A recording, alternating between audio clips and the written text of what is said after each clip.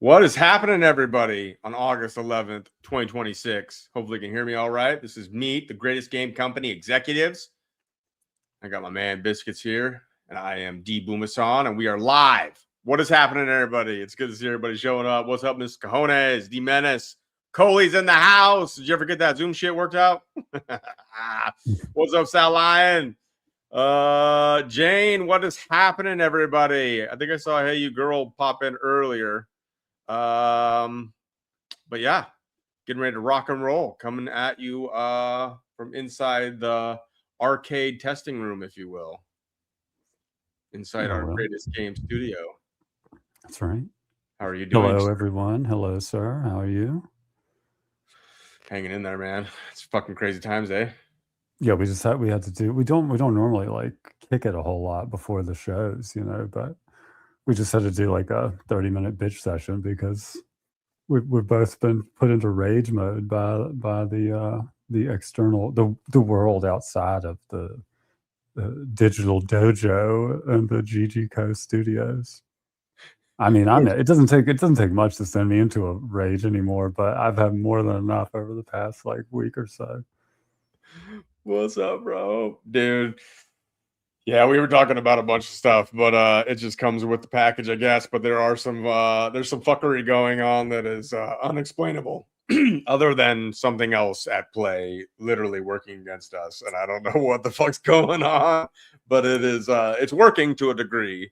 However, we'll find a way to get through it.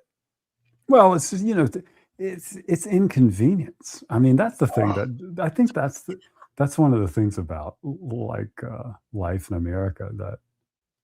You know that phrase? I feel like I was raised on cliches in a lot of ways, you know, because I'm not an educated man, as you know. So you're not an indoctrinated man. Well, maybe, I don't know, but I'm definitely not educated by any professional standard in this country. I guess you just got to face it. I never did get any degrees of Masonic mastery. In public or in private, but I feel like I got raised by all these stupid cliches that I now get enraged by whenever I realize like, what they actually meant, like, and how wrong they were. Like, did you ever hear when you were a kid, like, or growing up, the enemy of my enemy is my friend? Mm-hmm. Do you think that's the truth? To a degree, but then once your enemy is dead, then they have to die. I think it's not the truth. You know what I'm saying? The enemy of my enemy is just another enemy that's slightly less inconvenient, you know? Right. That you have to manipulate and act like you're on the same team with them until you destroy the other enemies so that you can just ultimately destroy them too. Right. And then, you know, more money, more problems is like a sort of, that's an American cliche, I think, is kind of where that whole thing got termed. But, you know, the more of anything you get, the more problems you get in a lot of ways. And I think people from around the country think it's easy to come to America because the problems that they have over there aren't the problems that people necessarily have over here, you know. But the problems that we have in the United States of America and the fact that there are people on the federal payroll that get paid literally just to inconvenience the hell out of everybody is maddening, bro. It's maddening that people get paid to troll and that companies profit by manufacturing inconvenience that they just heap on all of us all the time. Dude, and yeah, I mean, it's getting upped in all categories. I mean, Sabrina Wallace has been dealing with it. We're dealing with it. But there's different forms of it. There's the online trolling that I think a lot of us here are pretty aware of now. But there's the real life fucking trolling there's systems controlling and a lot of the synergism and stuff that Sabrina Wallace talks about. So some of you that cross over in some of these communities or whatnot, you've heard some of this, but there's some real life shit. I don't know if Biscuits wants to share it all, any of some of the stuff that's recently happened, but we've shared some in the past. And if you don't know that, then you have to go back on the D-Mind to Booma channel. But when we are encouraging more of you to come over to the Greatest Game Studio YouTube, if you can, jump there in that live and help that out. Let's boost this algorithm because it ain't working for us. I'll guarantee you that. Right. But fuckery going on in real fucking life that is making it harder to get to accomplishing what needs to get done in here. And so it's like now it's a different game because it was easier to get in here, I guess, for a little while on my side of things, and now it seems like it's getting harder to like get into this, even into this. Well, yeah, it's like when you get around one roadblock, they dump a truckload of speed bumps in your way next. You know what I mean? It's like they've got them on deck. It seems like.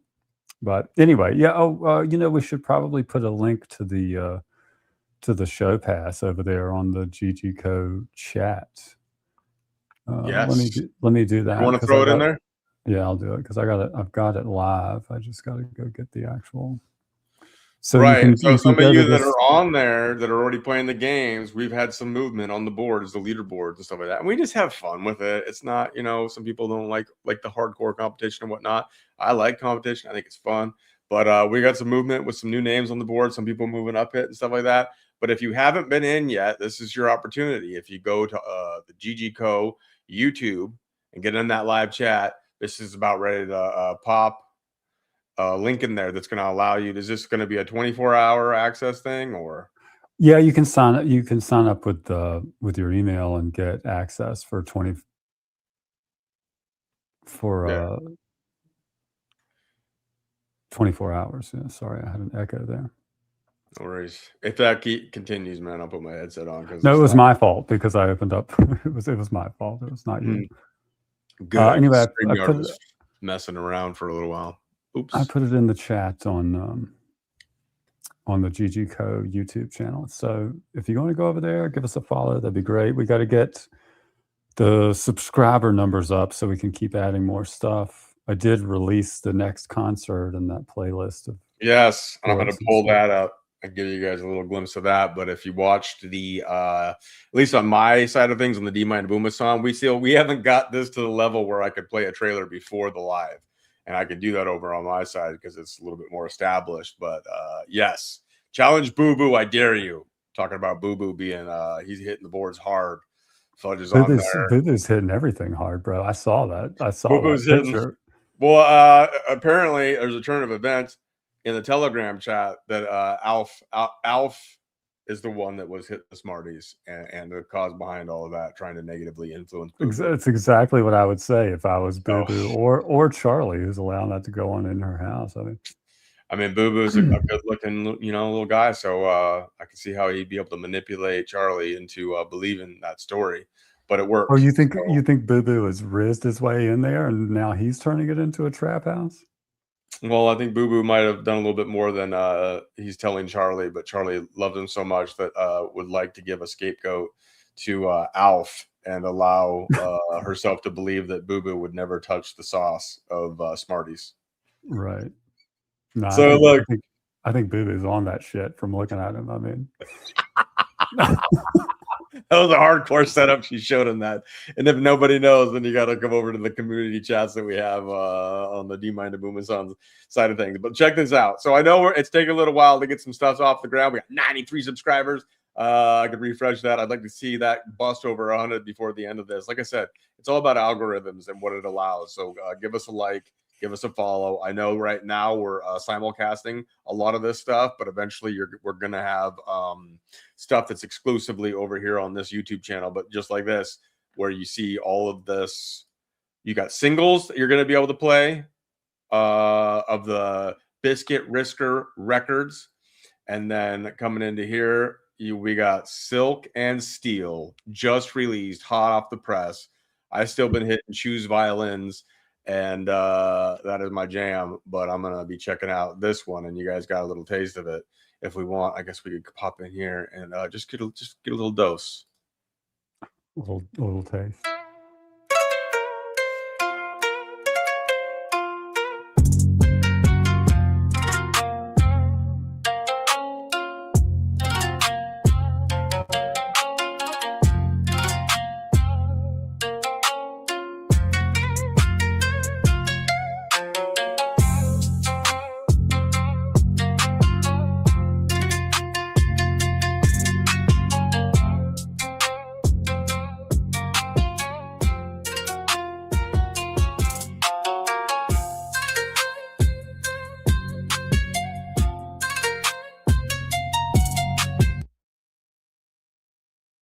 I thought that would be that's like your speed. Dude, that's like sick. Like that's like right in line with my samurai stuff that I got going on, and the kind of style that I've been going with the Booma. I was the Booma digital samurai for truth, and I think it's just fire. And those mixes, but also singles, are just sick in the way that you put them together into compositions. I just wanted to give you all a taste, quick shut off, and now you got to go check it out yourself and check it out. And it really is something that you can play in the background or really get into. Like, I'll pump it up sometimes. Like I said, I don't do like the hardcore workouts that I used to because my body, I'm doing it a little bit different way. But man, it really helps me flow and sets my mind right when we're dealing with a lot of this fuckery, as we were saying. Well, I'm not like a composer or a musician of any sort. You know, it's actually hard to. Well, I guess it's maybe not hard, but it's difficult to find music that's not just like old classical public domain music. If you want to use it for background music in a game or something like that, right? So like when we started doing this, and this is sort of the way I like to build any process or business or anything that I'm doing. It's, if you need something and you can do it yourself, then you should do it yourself. You know what I mean? And I knew there was going to need background music and things like that for these video games in the future. And rather than, wait or try to license it from someone else or look for stuff that's guaranteed to be in the public domain when you can just make your own copywritten, why not make your own copywritten? You know what I mean? So like we talked about it and kind of took a stab at it, and it works out pretty well. So it's just going to be one of the things that we kind of keep releasing over time because the greatest game company is really like it's like an entertainment media company more so than a game company. People might think that because we called it greatest game company that it's just making games, but that's not really why we called it that. Yeah, we can get into some of that. Obviously, we yes, hit that like button, and if you can, come over to the Greatest Game Studio YouTube and hit the like over there, and subscribe if you haven't subscribed. But we can get into some of these questions. So, like, I guess the first question, getting to know the executives, I was going to say, can you recap a little bit? Because the way this kind of started out, and some of you have been here all along the way, and we really appreciate you, and it's going to be exciting to see where this goes. There's so many things in the works. Once it starts coming out, it's going to be even more fire than it already is. But you went through some circumstances in life, obviously, that were very challenging due to the system, if you will. I don't know how you'd phrase it, so you can rephrase it if you need to correct anything. But you spent a good 5 years writing certain notes down on paper of ideas that you would do if you had the opportunity, that you might be able to, I don't know, put up. I don't know how you'd want to say it. I'll let you go ahead and say that. But you spent 5 years preparing for this. What brought you to this?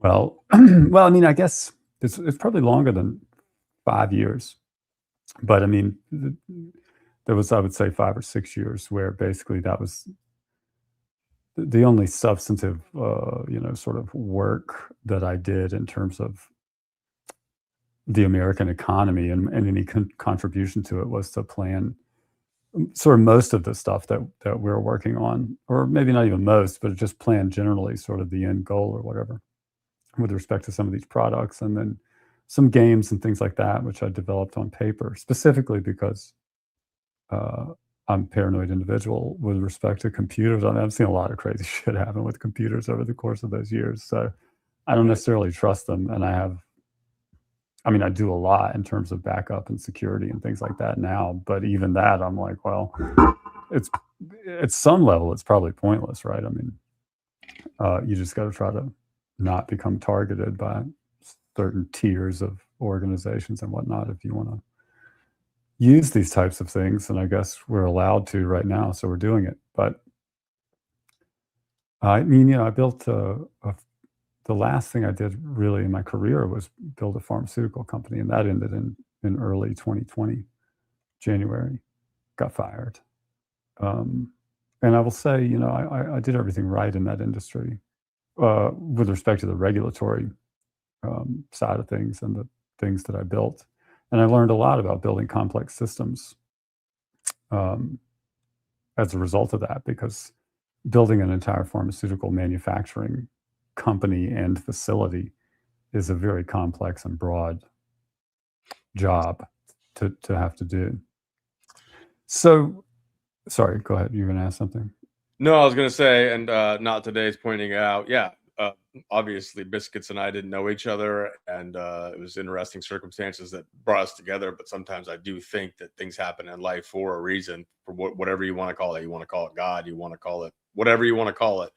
I wasn't in that plan for the planning of a lot of what Biscuits is talking about here. And I know that, I mean, there's only so much that Biscuits has shared about his past and whatnot, but it seemed like you were prepared and you knew that it was coming down, because you were doing things that were basically saying no to the higher power that were trying to get you to do things that were not, I don't know how you want to phrase it. Well, you could, I don't know if, I mean, people that have worked in regulated, or even just, when I say regulated, I mean a corporation that is in an industry that is directly regulated by the feds. But in reality, like, even if that's not the type of corporation you work for, if you're in a big industry, a big corporation is going to regulate itself to this degree.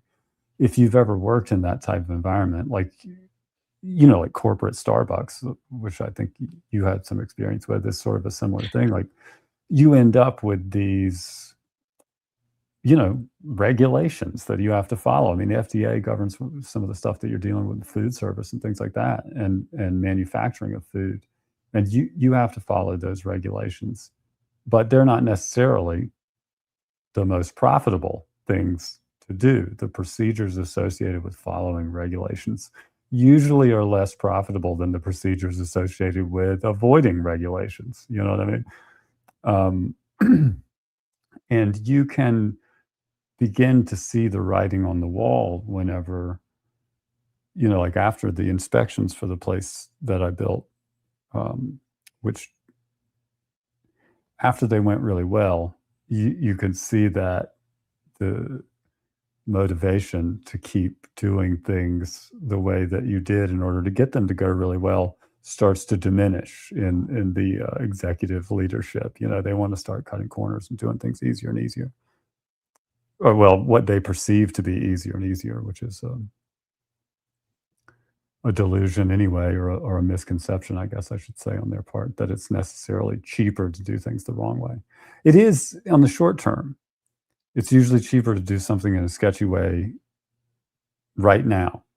But if you have to keep doing that thing over and over and over and over and over again for the duration of the existence of your company, it's not cheaper to do it the wrong way, because you're going to have to hire new people. Things are going to transition. Things are going to change.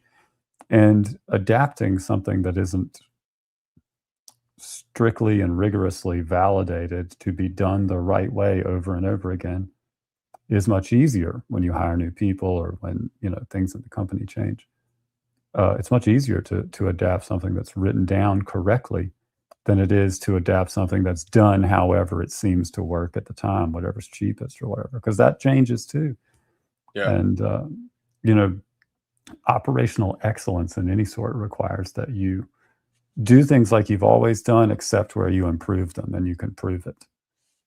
And continuous improvement is sort of one of the things about operational excellence. And I felt like in the pharmaceutical industry, I had a sort of a rare opportunity in a lot of ways, and I did manage to achieve a real degree of operational excellence in that context. Now, in the broader context of whether or not that's even an ethical thing to do inside the pharmaceutical industry, that's a question that I would answer differently today than I would have, 8 or 9 years ago.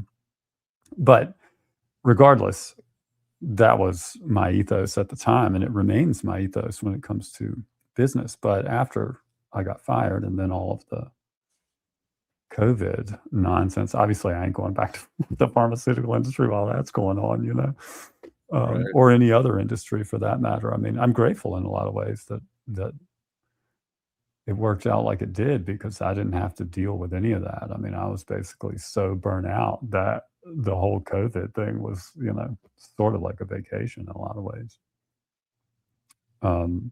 While you were dealing with a heart condition. Well, I mean, I had gotten all that sorted out to the degree that it is by that time. But yeah, the COVID thing happened, and I just started saying, okay, if I was going to build something, what would I build? And then I came to the conclusion, I don't want to build anything until the treason in this country is remedied, because 2020 played out, and I just thought, man, what kind of business can you really build right now that you feel good about? Like, what could you do and feel like you're not contributing to something that's all screwed up? Because I don't, I still believe that most of the federal government is treasonous coup. And I said, well, I will only feel good about doing things that contribute to that, to at least like bringing everyone that interacts with any product that I help manufacture, design, or build might come out of having interacted with it with a better understanding that is actually what's happening, that there's a treasonous coup that's been going on. And I think probably a lot longer than since 2020. I mean, 9/11, Kennedy, the Federal Reserve, the Civil War. I mean, you could argue it goes back all the way to the Civil War, really. But I want to contribute to remedying that, or not contribute at all, is the point.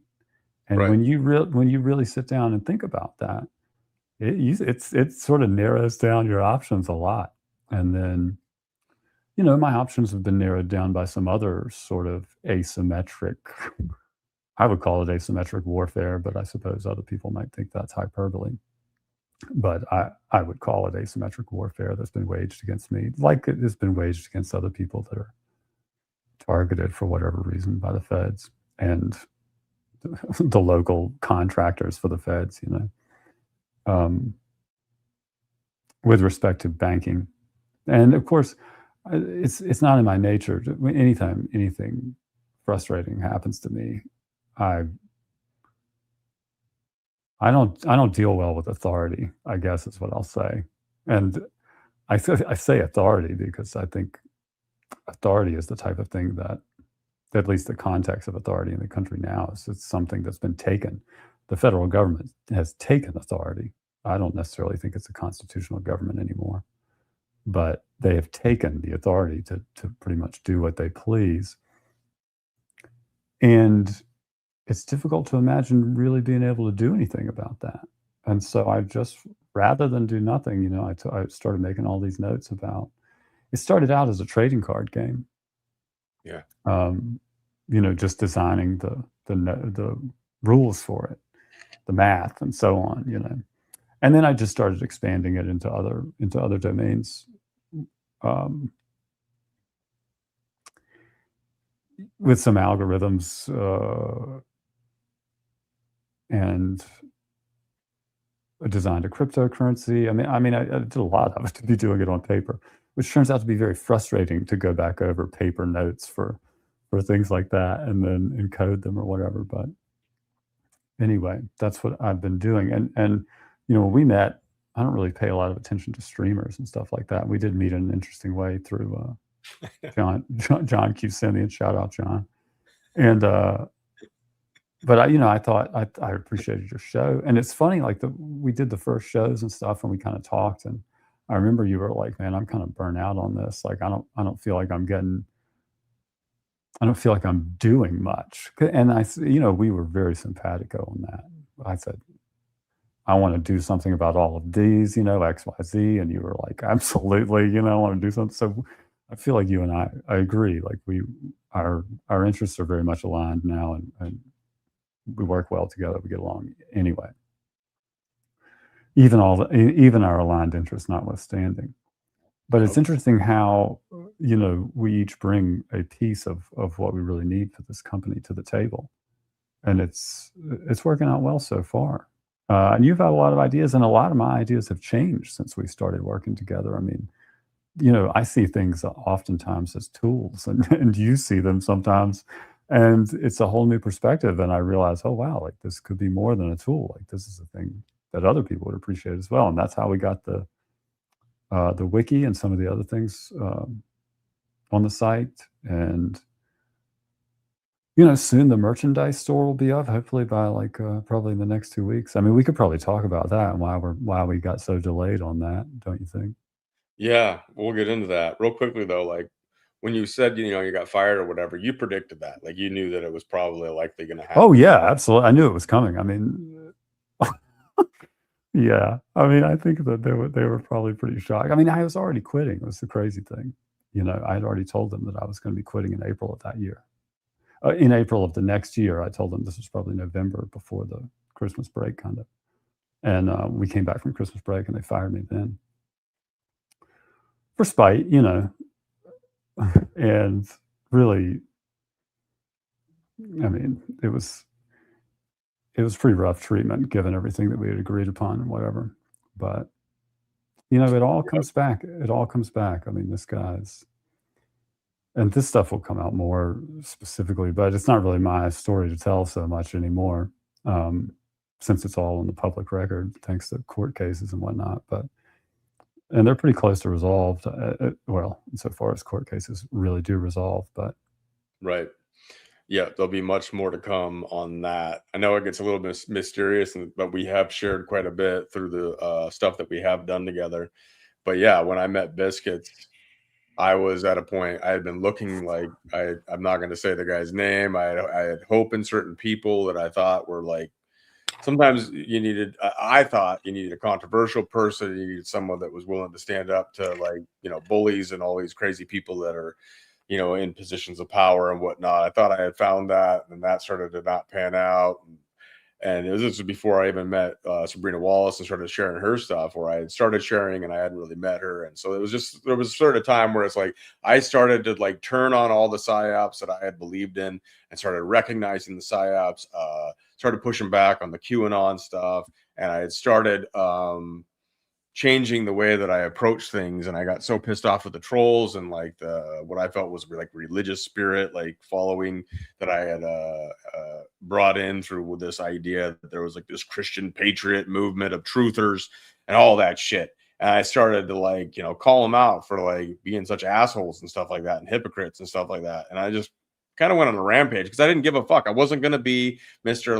PC. I wasn't going to come on here and I tried not to cuss so much in the beginning, and I tried to just, put on good productions and stuff like that and focus on that kind of a thing. And the more I did that, the more I got attacked. And then I just started to say, fuck it. I don't give a fuck. I'm not cut out for the PC. I'm not cut out for whatever it is that you want me to be, because people always were saying, you should do this, D. Why are you not doing that? Miss when you were doing blah, blah, blah, blah, blah. We missed when you were actually believing in all the, bullshit, basically, is how I translated it. But there's got to be hope out there. And I'm not saying there's not hope. I had hope in God the whole freaking time. That's why I'm here. That's why I survived addiction. But anyways, I was at a point where I was just like, the numbers have been doing well. The channel had been growing and things were okay. But it was I didn't feel like I was fucking actually making a difference. And then I started to meet Sabrina Wallace, and then I met Biscuits, and then we started talking, and I was like, I want to create something that's fucking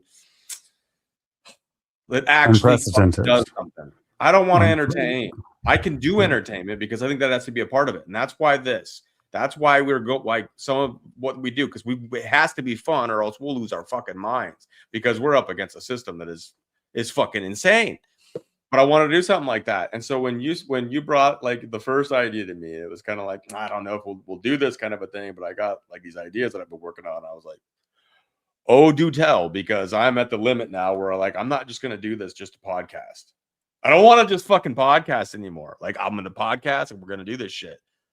But I want it to fucking hurt. I want it to fucking hurt.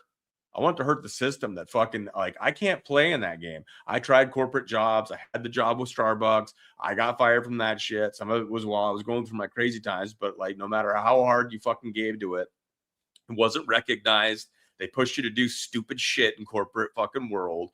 Then the last job that I had in corporate world was in addiction recovery, and in a world that I really wanted to make an influence, and I was.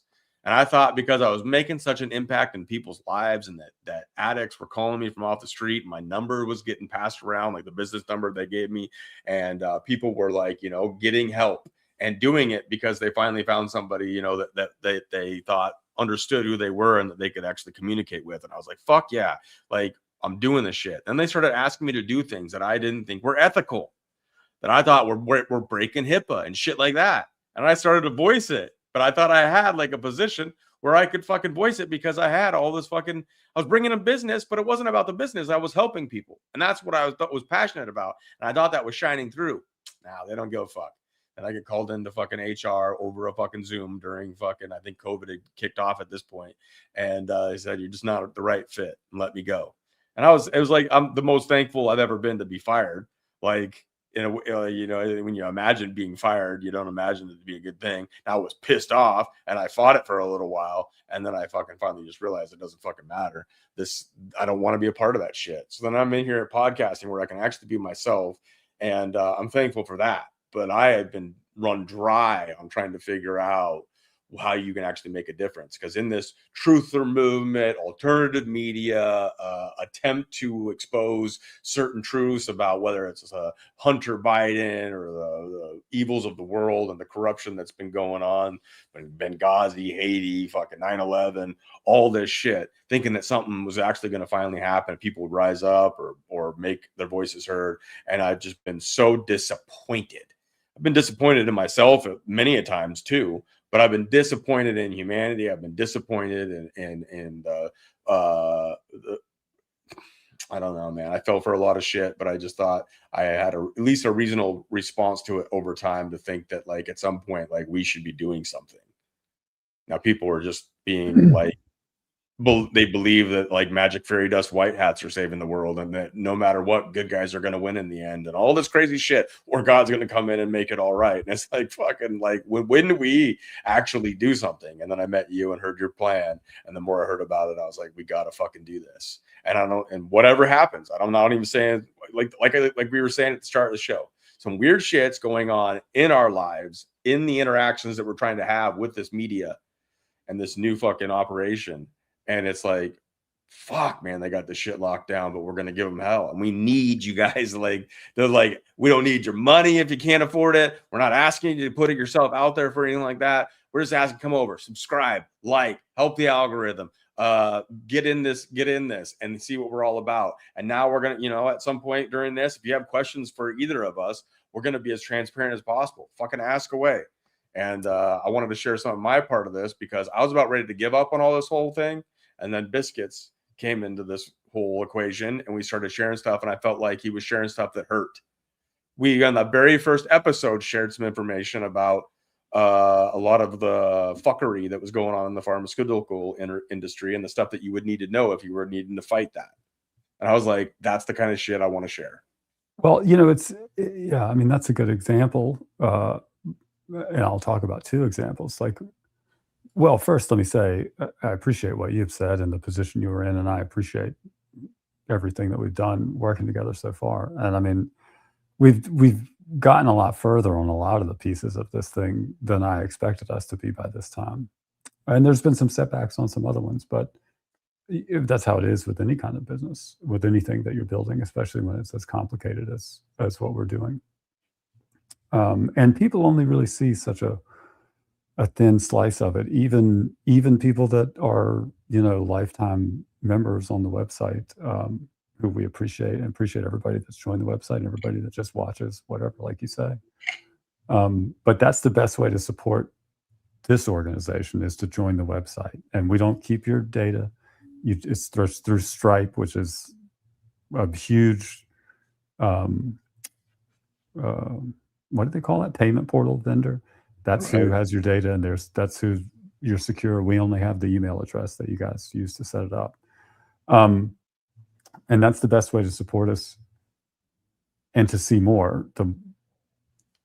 The main thing that I've found to be interesting, and I guess I should probably say, since I started out saying it, the reason we called it the greatest game company is because it is my assertion, and I think that Sabrina would agree, I think you would agree, that one of the things about a video game is that everything in it is quantified. It's all numeric. I mean, the way you beat asteroids back in the day, and many other like Atari or arcade games in the 8-bit and 16-bit era, was simply to play for so long that the game ran out of memory and basically crashed.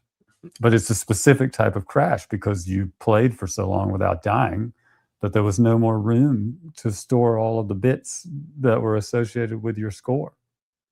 And if it's my assertion that the world, maybe, but at least the United States, the economy, the stock market, the healthcare system, the pharmaceutical industry, the weapons industry, the banking industry, all of these industries, and even maybe your very thoughts, but certainly all of your interactions digitally and around digitally connected items in the world, all of those things are 100% gamified. They are quantified, and they are indexed, and they are stored, and they can be analyzed, and they are analyzed in real time. And adaptations are made to your experience in the world based on that data being analyzed by organizations that essentially run, or at the very least administer, the game of being an American citizen, well, an alleged American citizen. Right. I mean, you get issued your player ID, which I refer to as a slave serial number, which generally is referred to as a social security number. You get issued that. A $100,000 bond is issued in the name that you're given in the game, and it begins. And you play. And you have a tutorial for as long as you're lucky enough to have good parents, and then you are thrown into the game, and you gotta survive. But everything that you do is gamified. I mean, and so the greatest game, in my opinion, is the game that's played at the apex of human experience on the earth. And people say, oh, it's the Illuminati that run it. Well, maybe. I mean, that's one of those words that needs some context to it because it's become sort of a meme. But there's either a well-organized democracy of individuals at the very top of the pyramid, or there are the most power-hungry and evil people that you can imagine, because who else would be willing and able to sacrifice whatever it takes to get there? I mean, it's a system that selects for that type of people at the top if you allow it to do that. And that's predictable. I mean, it's a thing that because everything is so quantifiable, but even just the fact that you can abstractly quantify things as variables means that you can calculate those things, which means that it is predictable that someone is running everything. I mean, it's inevitable in a lot of ways.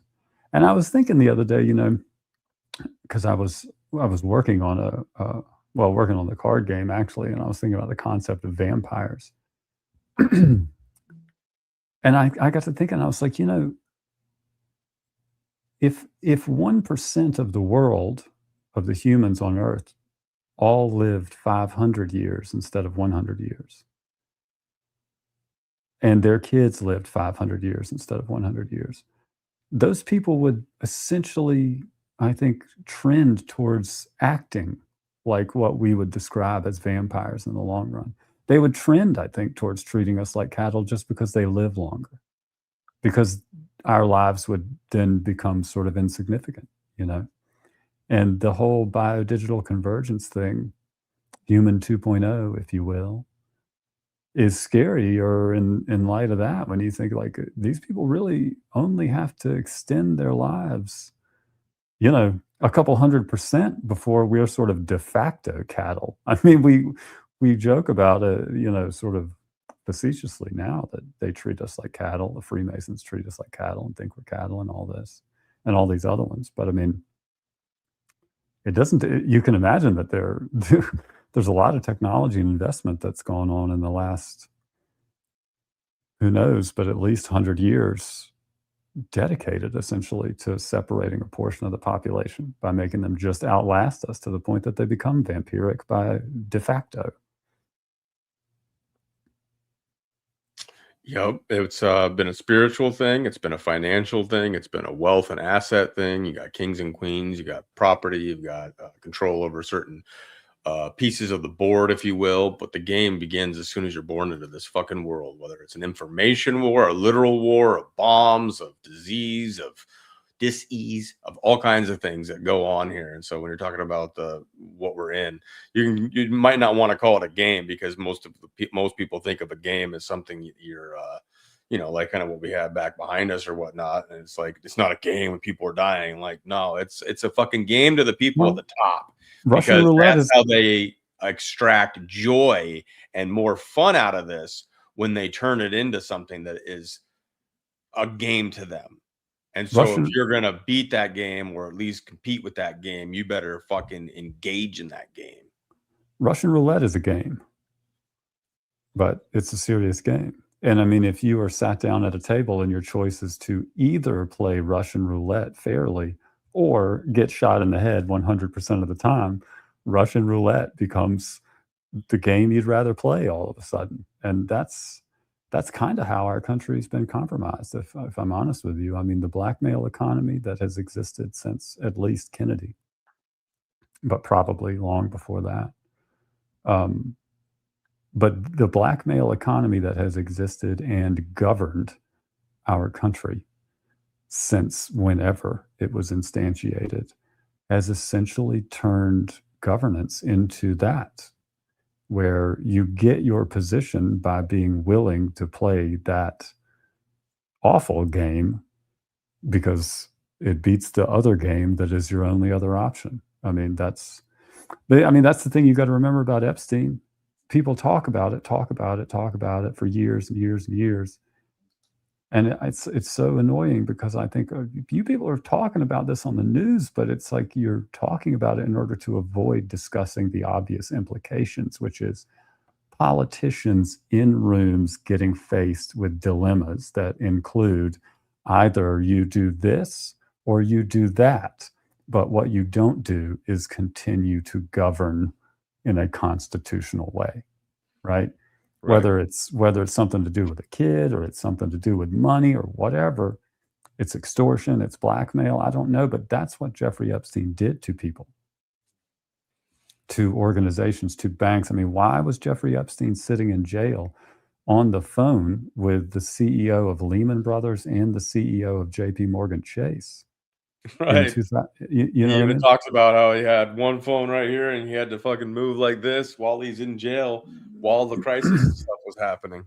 Right. And so it's why would anybody need to check with a man that's in jail? You know what I'm saying? Except for that the man who's in jail is controlling them by means that has nothing to do with real governance. I mean, those calls were recorded because he was in jail, allegedly, theoretically. You know what I mean? Anyway, but people talk about the fact that this stuff happened, and then they don't say, but there's obvious implications. I mean, the 2020 election was stolen, and the evidence of it was out before January 6th. The evidence of it was out long before the alleged inauguration of Joe Biden. It was obvious that it was stolen. It was obvious that it was fraud. And it was obvious that Joe Biden didn't win that election. I mean, not even obvious. It was demonstrably provable. But the courts have mutated and corrupted the evidentiary standard to the point that basically judges don't have to deliver any justice at all if they don't want to. If it's inconvenient for them, they can just say, I don't have standing, or this doesn't constitute evidence. This is inadmissible. And there's no case. It's theater. Right. But I've spent a shitload of time in court as a witness, dealing with cases against billionaires that have lasted years, as a defendant in multiple cases. I've been called for jury duty 13 fucking times. Yes. Thank you, Nicole. You know what I mean? Welcome. And the last time I sent them a written response asking them to delay my jury service until after there'd been public executions for treason, because this was federal court jury duty. And so I sent that and thought, well, this will go, maybe one of two ways, but nothing came of it. I never got called in for it, but I never also got a notice that they had postponed it. But the point of what I'm saying is I've spent a lot of time in courts, and I understand not how they work, but I understand how they manage to not work on an ongoing basis. And it's because it is a game, and it's a poorly programmed game at this point. And people who know how to speak legalese, which is what a law degree is. A law degree is when on the one hand, you kowtow to the Freemasons, and on the other hand, you learn how to speak legalese, which is a retarded version of Latin. And once you learn that, then you learn all of the fake names that they have for all of these poorly defined motions in order to reduce language down to something that seems like it's in concreto, but allows all of these officers of the court or whatever to lie and commit fraud and perjury, which is, of course, never prosecuted. I mean, I can show you evidence of pharmaceutical companies committing perjury in documents that they file, and nothing happens. I mean, defrauding the court, nothing happens. No one will go after it because nothing will happen, and they know it. The DAs know it. I mean, DAs are lawyers, lawyers are lawyers, judges are lawyers. And I look at them like insects. They're, a lawyer and a judge and a politician are just the larval and pupil and nymph stages of a corrupted politician, right? If you want to become a corrupted politician, first, you must become a lawyer. And then depending on how your environment is, you'll either become a judge or a politician. But never an American. And the greatest thing is you've said this straight to many lawyers' faces. Oh yeah, I mean, yeah. And the repercussions for that, though, have been great, where he is like basically on some kind of a blacklist where banking's impossible for him. And well, I mean, there's a lot of reasons why I'm on those lists, and some of them are legitimate. I mean, I think most of the banks in this country, well, every international bank that operates in this country has operated since September of 2018 in violation of standing executive orders. And it's just demonstrably true.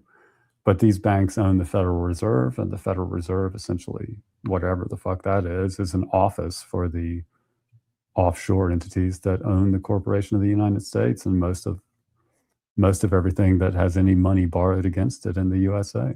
Welcome. And that's the game. I mean, that's unfortunately, that is the greatest game on earth. And this is sort of our entry into the field because of our respective limitations. We're starting the game on hardcore mode. I think it's basically the analogy. Yeah, man, and we only say so much or whatnot, and we're not trying to be mysterious for any. I mean, there's some things we just can't say, I guess. But like my shit, like I'm a little under 6,000 people on X, and it's just fed and bots over on X. But some people get traction, and I certainly have lost traction Even though sometimes the numbers go up, I lose traction. I can't have no fucking traction on Rumble. I have no traction on X. I'm losing all traction, and that's been starting before Biscuits, but ever since Biscuits came in. Dude, our video numbers are fucking, they suppress us to make us look like nothing's happening here. They do not want us to get anywhere, it seems like. And if you were, and I understand people's minds are getting sucked into the shorts. It's easier to watch small content or short content, dopamine feeding content. People get sucked into that. But if you just listen to what Biscuits is actually saying, like he's speaking the fucking truth, and this is why the mind behind what we're doing here, to take something that is games, that is entertainment, put it into people's minds, because everybody's being programmed. Everybody's retarded on a level, programmed on some kind of spectrum. And if you can put something in there that nudges that programming back into a thought towards reality and how fucked up it is, that is winning part of the game. Those are aspects of what this is about. And I think there was a guy recently that was literally videotaped in public saying, "What the fuck is wrong with all you people? You're all fucking zombies.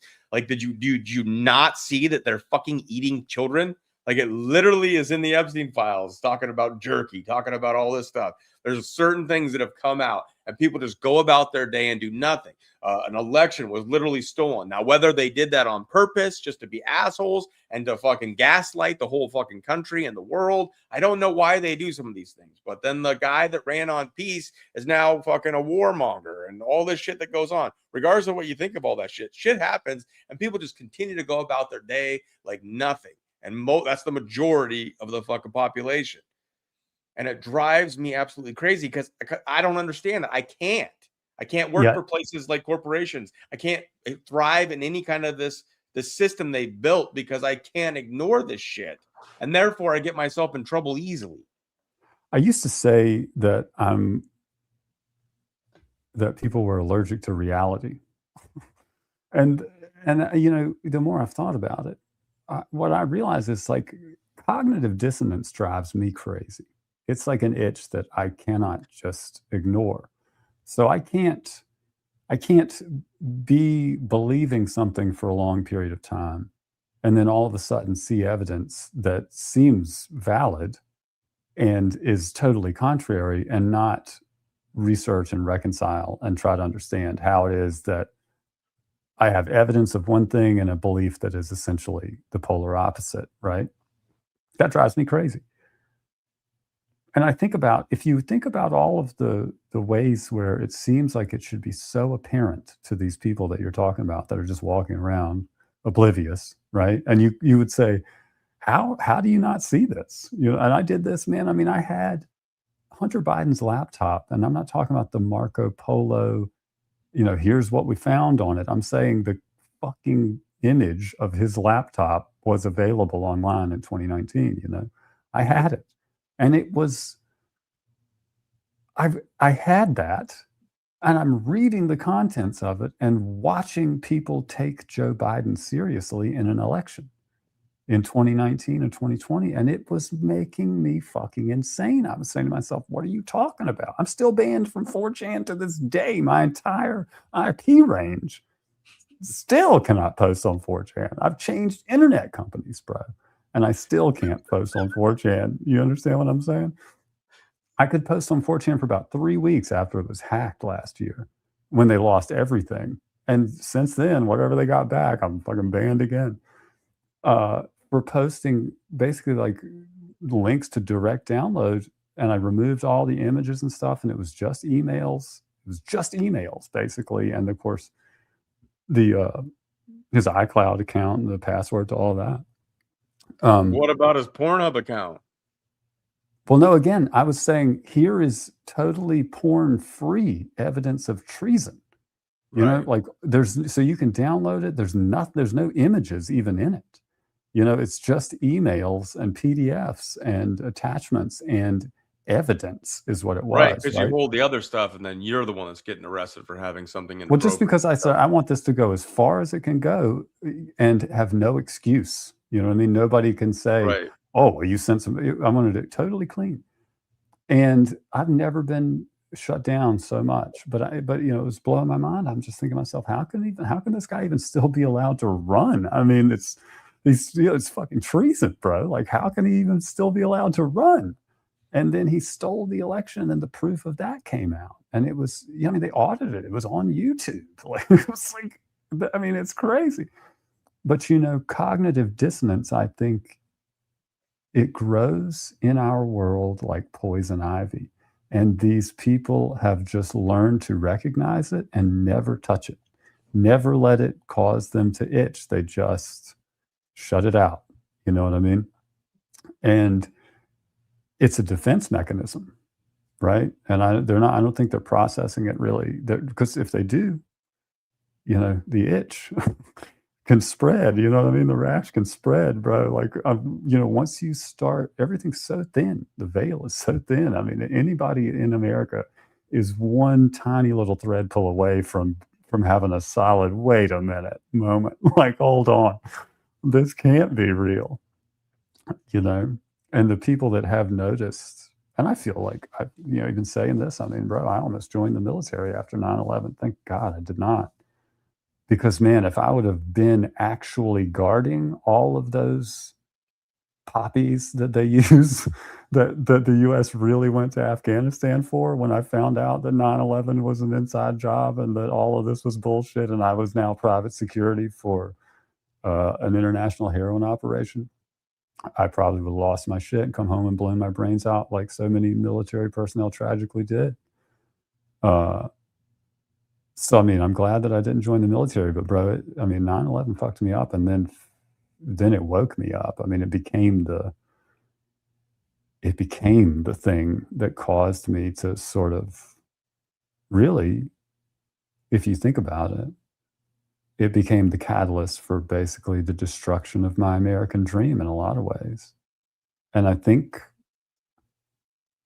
that must be true for a lot of people. And I guess, like, Kennedy must have been the same for a lot of people. And the Vietnam War and the Korean War, I mean, it's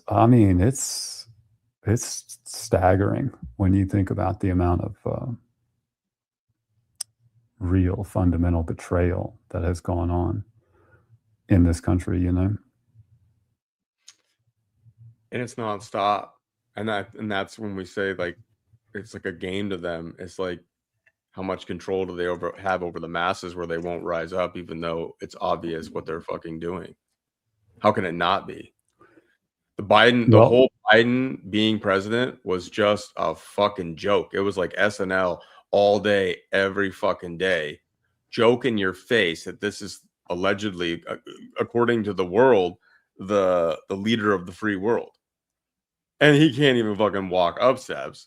He can't even fucking say one sentence that's coherent. He's stammering around. He doesn't know how to get off a fucking stage. Now, you had Trump pointing that kind of shit out, so you had the contrast there that I think was part of the game. But they keep doing it, and no one fucking does anything. And I don't know what you do, but this is when you ask the question, what do you do? This is what we're coming up with. Now, there's a lot more to it than this. We're not just trying to fucking make games. We got the wiki. We've got shit put together in ways where you can look stuff up and you can research like you're not going to be able to find on any of the tools that are online. But this is going to continue to grow. I'm trying to do stuff like make the shorts and whatnot to get it in front of the people that can't sit here long form and listen to this kind of conversation anymore.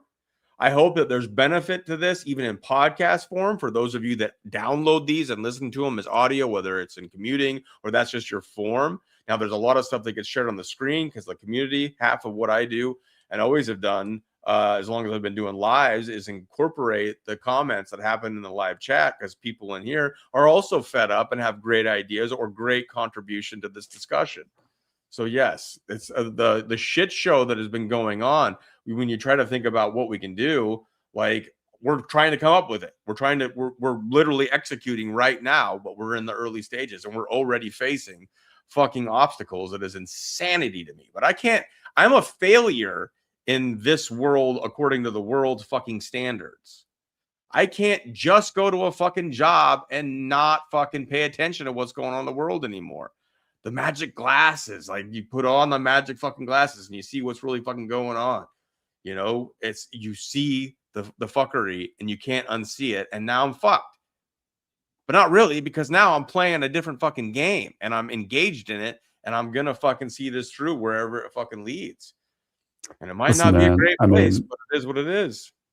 I've worked directly for a billionaire and zipped around on private jets. I would rather be doing this because I don't feel at all bad.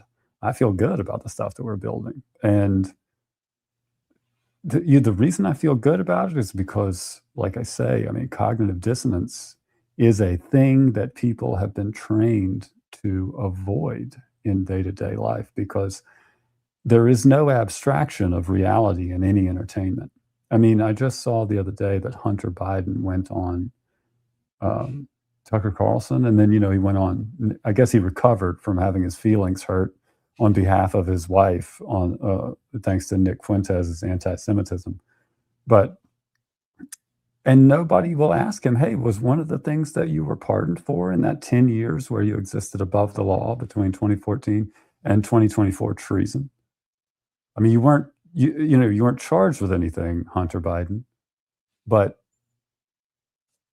did you do treason and then get pardoned for it? Yes or no? And all of these journalists, these so-called journalists, can't even ask that fucking question. Since 2020, not one journalist has mentioned the word. Hey, was there any treason involved in COVID or in the 2020 election or in 9/11? Ever? Was there any treason? Because it seems like to me, geez, man, it's like somebody would just ask that question one time just to see what happens, But Yeah. no journalist has ever thought of it. I don't know what it is about journalism school, but I guess the treason is removed from the vocabulary or something. Right.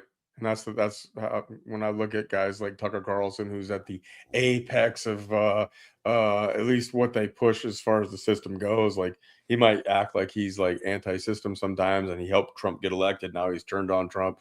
But if you go back to when he was with Fox, he helped shit on people that were trying to expose 9/11. He's foo-fooed a lot of things. Then he breaks away, comes out here and acts like, oh, I was wrong about things. I trusted the sources. I believe things. No, man, that's just part of his script now that he comes in this alternative media, because now they're like showing us more than they ever have, showing us more in the sense of like psyops, but also various truths. But then they gaslight the fuck out of us, always make people think that they're actually going to bring some justice and do something about it and make the world a better place, and they never fucking do. That's part of the fucking game. It's part of the sickness that they get you plugged into, because they keep giving you a fake hero that takes over the next mantle or the next fucking echo chamber that starts rising up and making some fucking headway on something. And then they stick a fucking figurehead like an Alex Jones or some asshole out there to make you think they're actually fighting the good fight, and they ain't. But the numbers will make it seem like they're the one to tune into. So you come to this channel and you don't see very many people showing up here, but the people that show up here are fucking at least legit. We don't want all the fake accounts. We don't want all the bot accounts. We don't want all the fucking bullshit that comes with all those numbers. Well, yeah, we could just go buy those. Right. You know, a lot of them do. You know what's crazy though? We could go right now and share the screen, go to a website, purchase followers for our account on the live stream, right? And then this channel will get banned tomorrow. But the website that sells the accounts will continue to operate, or that sells the likes and the follows and the watches and all that stuff will continue to operate normally. So if you expose it, you'll get banned. And it's like that in a lot of cases. I mean, that's a very low level analogy of the issue that exists with evidence associated with child trafficking or, child sacrifice or any of these sort of extreme things that involve, CP. The line between evidence and CP is basically just depending on how the officer that you hand it to or the agent that you hand it to receives it, because they can decide, hey, this person is 100% guilty of possession, or this person is in possession of evidence that someone else is guilty of something much more serious. And the former is much easier for for everybody in the government. So I don't think there's no real means of bringing down that house, because in order to do so, you will have to yourself first commit a crime that will be the thing that gets punished and forgotten. Exactly. Like that would be like the first, I guess, trigger response for people. We got to rise up, and we got to, create. No, they fucking did that with Antifa and BLM and shit like that, and then they let them all go. But if we do it, they're gonna kill you. They're gonna fucking put you in prison forever. It kind of showed that a little bit with J6, even though a lot of that was also psyop and fucking feds and all that bullshit that went on with it that hasn't been prosecuted or ever brought to light by the guy that pardoned a bunch of people for shit and fuckery and called the J6 committee a joke. Like, what the fuck? It's like they don't have any actual power, or they're blackmailed, or they have their own fucking families threatened. I don't know what the fucking deal is, but talk about bringing down the house and talking about Tucker Carlson. This goes back when I was doing my channel. I first started finally like coming out of the stupor. I was coming out of the stupor of various things, whether it's Jasara, and all these things that have been floating around that have been regurgitated over time. But Tucker Carlson brought on Kevin Spacey after Kevin Spacey hadn't shown up anywhere for the longest time. And he wasn't on House of Cards anymore, which was a huge fucking show. But Kevin Spacey, very controversial. All kinds of these young people coming out and saying that he molested them, or he had sex with them, or raped them. All of the various the accusations that were made against Kevin Spacey. He shows up on Tucker Carlson, and he's in the character that he was, whatever the fucking name of the character was from House of Cards. The whole time the interview, we haven't seen him forever. He's just that character. And Tucker never asks about the allegations. And why do all the people that fucking take you to court or accuse you end up dead? Huh? Maybe if you were a journalist, you might ask somebody like that some fucking questions. And then you have Hunter Biden on, and fucking maybe you would ask some fucking questions. That whole laptop thing. Why are there videos of you with a fucking Russian prostitute admitting that certain countries have your fucking laptop? Why is there a fucking laptop that shows up at fucking some guy's fucking repair shop that has information on it that becomes a controversy? Why is a fucking, what was it, a crack pipe and a fucking gun or some shit in a rental car? There's all kinds of shit.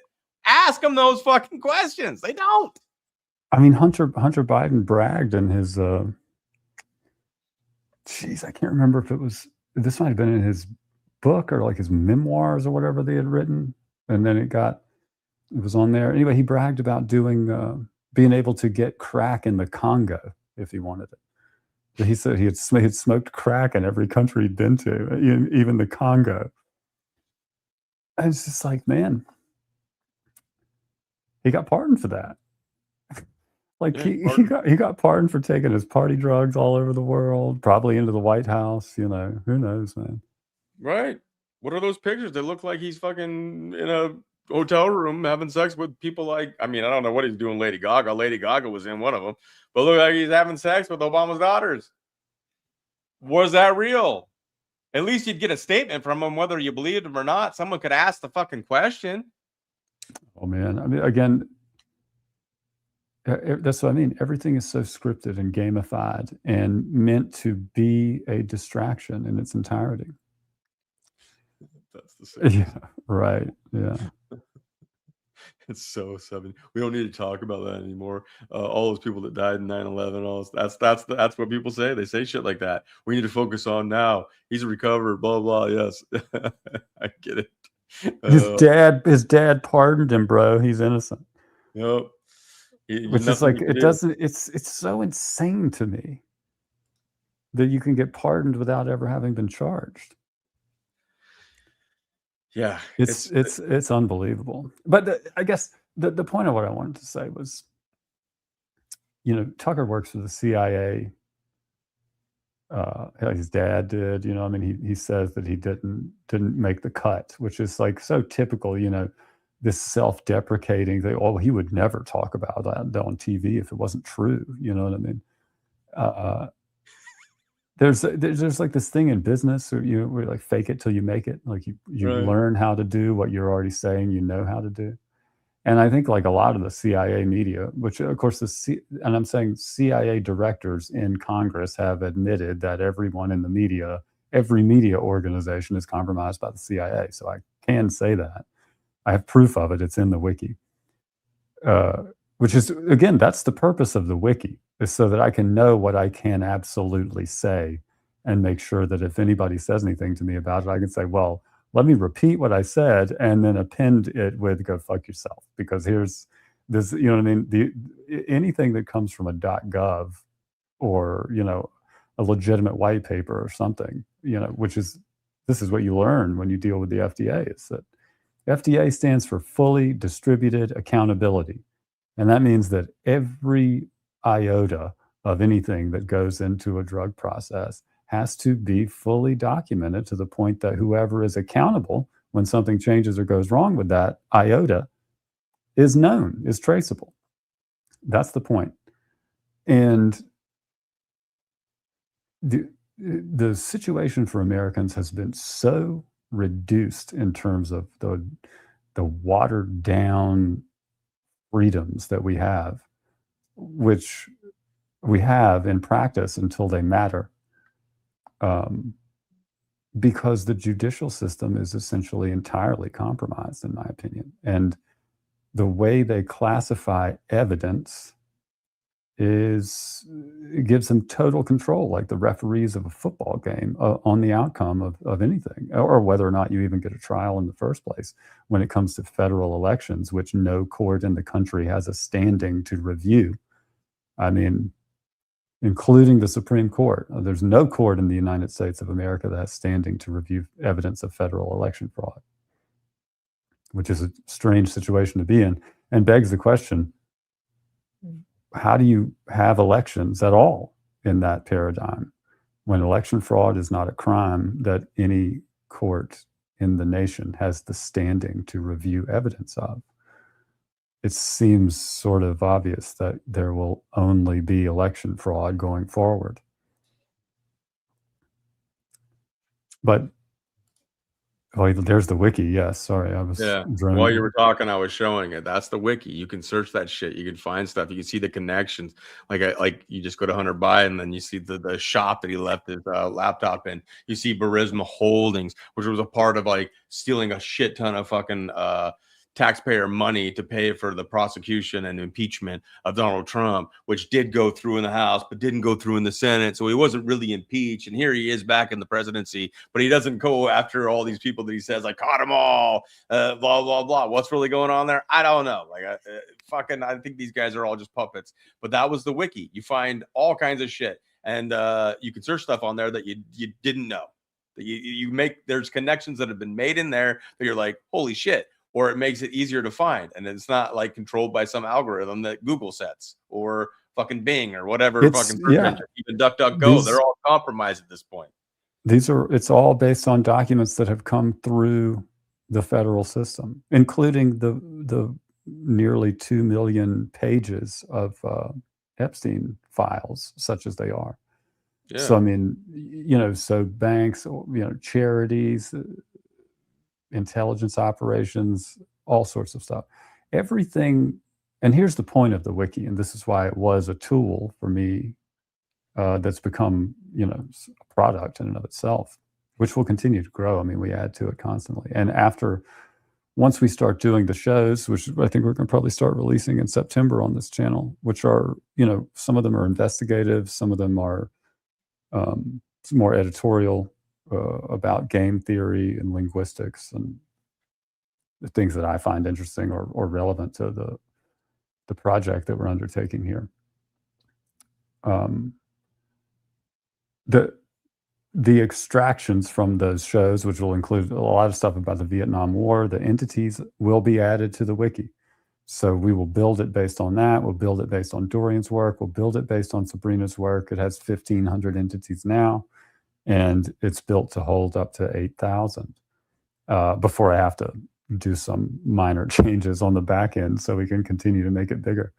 But all of the pages that are in there, everything that's there is sourced, and the shows that we do will be sourced, and the PDF handouts will have all of the sources, and all of the sources are tiered in the sense that if it is a tier 1, then you can be absolutely sure that you could walk into court and make that assertion and prove it, and even end around the judges being able to keep it out of the record by demanding judicial notice of a government website, which is something that you can do and something that annoys them very much, I think. because it does give you a little bit of the ability to control what goes on the record. And what goes on the record is simply the script for the farcical theater that is the United States justice system at this point. But nevertheless, whatever power you have to be able to mutate that script to your benefit is critical whenever you find yourself stuck in that position.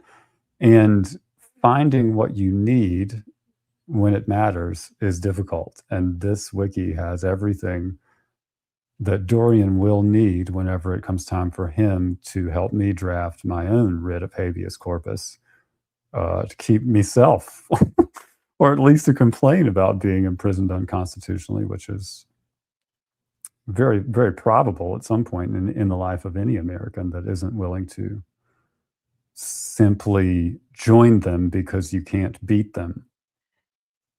Right. And right now what you're seeing is the wiki, and you're seeing that I'm holding the node for the military industrial complex, and then you see me pull on it, and you see like some of these things, how it's just all fucking connected. This whole corrupt fucking system, this house of cards, is all connected. I pull this military industrial complex and the connections that are made, obviously, boop, it's fucking control to the whole fucking web of these fucking spiders that have created this corruption that is completely controlled and under their fucking jurisdiction. And it'll show you how. But then you can use search. You can search anything you want in here. You can fucking come in here and add your filters of what you want. Federal convictions, whistleblowers, DNC, RNC, all this shit. And it's fun in itself to go through. Fun in the sense of like being able to find things that you couldn't find, or to be able to see connections that you didn't see or didn't know about. But that was not part of the plan. Once again, as this came together, it was something that kind of like just happened. And then it became like part of the foundation of what all this is built on. So all the games and all that stuff lead back to it. Like what Biscuits was just saying, when we make certain of these, what you call decks, these shows, these things that we're going to show to prove the corruption and various things that are going on, and to bring back things that people for whatever reason want to forget about that are now more easily identifiable looking back. It's going to be built on something that is that'll hold up in court, even though court will be against us no matter what. But we'll have to give ourselves the best chance that you can possibly give yourself in an entire house of cards that is built on corruption. Right. What would you say, like in one sentence, if you had to say what it is that the CIA does? Protect the masters. Well, yeah, that's no names and no faces. That's a good one. That's a good one. I think that the CIA, well, they do a lot of things. You can't really reduce any of these agencies to just one thing. But if I had to reduce them to just one thing, I would say they provide plausible deniability so that everyone else in the federal government can get away with treason. And I think that by the time the first season of the shows that we're going to do here, which are already built, we have to finish recording. And we will finish recording, but it's kind of a pain. I mean, it's a lot of work, but it's going to happen. I feel like the totality of those things, the handouts that will come with all of the source documents and the government source documents, I'm saying, I believe that you will be able to prove that in court. There's no court that you'll be able to go to, and there's no one that can be charged with it. But I think that to a standard that would hold up in court, you can prove it. I think that's possible now with things that are available on the public internet. That's my assertion. And it's also my assertion that everything that the CIA and the federal government and these esoteric organizations that are involved have done over the past 120 years or so, all of the corruption, all of the, I don't know, superficially or apparently necessary operations and things that they've done, the totality of it comprises the greatest substrate for fiction and for entertainment that has ever existed. And the reason why entertainment sucks now is because the job of distracting people from all of that with the minuscule amount of substrate that's left, that's not a part of that, is almost impossible. It's so hard to distract people from the reality of everything that the CIA and the rest of the treasonous organizations in the United States government have done to Americans. There's so little left to point at to say, look over there instead of looking here. And I'm saying, let's just make it fun, or at least entertaining, to look there. You know, why can't we have a game or a bunch of games that are based on all of the exciting and insane operations that the CIA and others have orchestrated on American people? You know what I mean? Why isn't there a video game where you escape the USS Liberty as it's being attacked? You know what I'm saying? Tell the truth about the truth is we can Yeah. know about any of these things that have happened because they have their operatives. Like, used to be they'd write books, and they write massive amounts of books to throw off, maybe some truth, but then throw off people so they never really knew. It's like the attempted assassination of Reagan or something like that, where it's still never been solved, or the assassination of JFK, which they will refuse to actually tell the truth on. But there'll be books and books. Now the internet, they have operatives that are called influencers and podcasters, and they come out here and sow fucking seeds of bullshit that they've been told by a higher power to do, and they get paid handsomely to do it in a lot of cases. Like, I've just had sort of an idea for a video game, which I could certainly build. Let me ask you, which one is better? Is it better to build a Jenga-like video game where the goal is to remove as much structure as you can from a skyscraper before being struck with a commercial airliner will cause it to collapse? Or is it a better video game to just do a skyscraper demolition simulator where it's obviously impossible to knock down a skyscraper with a 737 because you have to go through and set up thermite and various other types of high explosives using BB-18 detonators all throughout. Which one is video games more fun? Because we could make that either one or both. Yeah, I think you could make fucking both models as a demonstration and a interactive way to understand the physics that would be involved in what they've sold us on that bullshit. They had redundancy stuff in there too, and then they had technology that the vast majority of the world doesn't understand, and we only understand to a certain degree.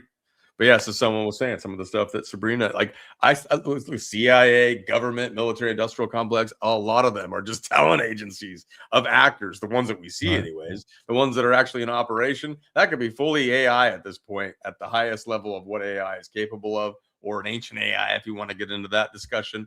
But they aren't human. They're already augmented to some degree, or they're programmed to such a degree that they ain't human or not human like us. They can't even relate to what it's like to be a real fucking person in this system, just being born into it without connections that are forcing you to be something that they want you to be, that the system needs you to be. Well, and that's the main reason that I built Podesteroids was simply it's the simplest example of what I'm trying to say.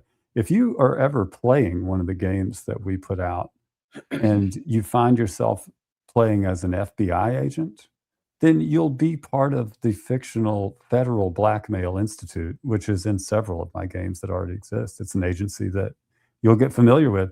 But if you find yourself working for the Federal Blackmail Institute, you can be sure that your job is not helping people, it's destroying evidence. That's what you'll be doing. You will be destroying evidence, covering up crimes, et cetera, if you work for the FBI in any Greatest Game Company games. And that's so easy to do. I mean, this is, like I said, is a simplistic and silly example, but the point is, this game, video games in general, are meant to be distractions, entertainment. But I don't think an entertainment has to be a distraction. You can sit here and play this game to pass the time, but you're always going to be reminded of Pizzagate and what the FBI does with evidence of this nature, right? They cover it up. They hide it. They don't let it come out. They redact it. They lie to the people about it. Even when it's obvious that they're lying, they continue to do it and just destroy the proof of it so that no court can ever catch them.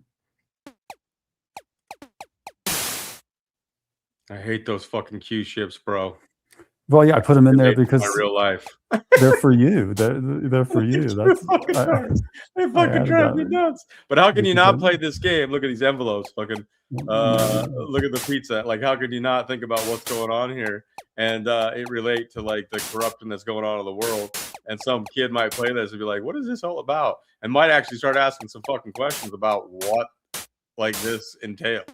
Oh, maybe I should check out fucking a little bit more into the fucking why this was created. Do you think I should put a disclaimer on there that I wanted to, because this is true, I wanted to make the emails look like Masonic aprons, you know, the Freemason apron, but I couldn't because that image is trademarked by Google, by Gmail. Right. Oh, that's a good question. You can make a variation though. I think it would work. Well, I think I should. Maybe I just put a disclaimer. You know what I mean? I wanted to make these. I wanted to make these envelopes look like the Freemason aprons, but Gmail has that image trademarked,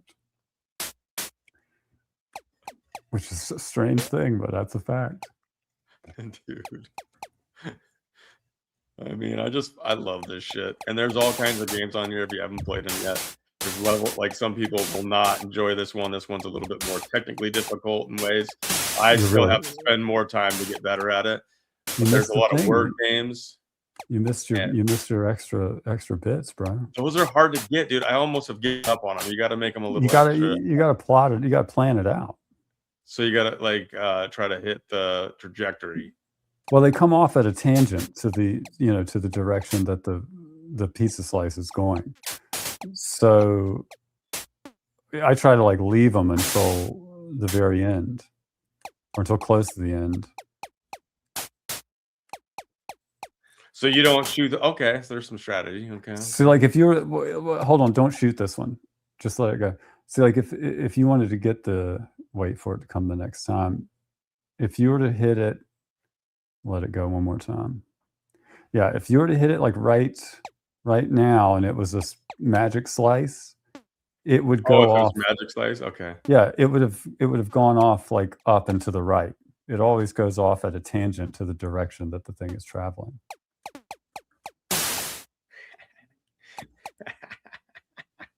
Fuck. These are the games you get to play. These are some of the games. Shit, I'm actually doing. I can tell this is your highest score, and you don't want to quit, even though. I'm gonna keep up. This is the demo. You're getting a fucking free demo here, and you too can play this fucking game. And some of you, this might be more of a game for like your kid or your grandkid or whatever it would be. If you're not into this level of difficulty when it comes to hand-eye coordination. Fucking ship. Those things are fucking too dead on. Oh shit! There it goes. You missed it. Oh, did I shoot the fucking one that has the how much? So what do you get? How much do you get for those special pizzas? Well, you get 500 points, but you also get an extra shot. You get an extra bullet. Yeah, I want more bullets. I just want fucking machine gun fucking. Well, that would make it too easy. I mean, Asteroids was a pretty hard game whenever it came out, unless you figured out that one place you could just go park and beat the game, basically. Boo Boo, I'm coming for you. Not Bro, really. it's gonna be like it's a long. You got to go a long way to get. I got a long ways to go before I get to Boo Boo level, and I think Boo Boo even got beat by. Did that Tron account, whoever the fuck that is, beat it? Tron 9000, yeah. Fuck, man. Fuck Tron. Whoever you are, asshole. I'm just joking. Well done. It's like it's like I can't come in here just dominate all the games, but or Biscuits or any of us. But it's fun seeing some of the people moving up. This is getting fucking crazy, bro. I can't dominate the word games anyway. Like, okay, now you got your extra slice. The hot slice is out. Oh my god! No, I'm still ranked number 4, which I think is where I was at. But there's a little demo for you. You got to get like 2.5 times that. And I was doing it. live in front of all of you with that extra pressure, and I fucking These got are it. pretty good. But that's Oh, such a that- simple game. It's almost like, I mean, it's cool, whatever, but Oh, that's there's an not the idea type of for you. games. Yeah.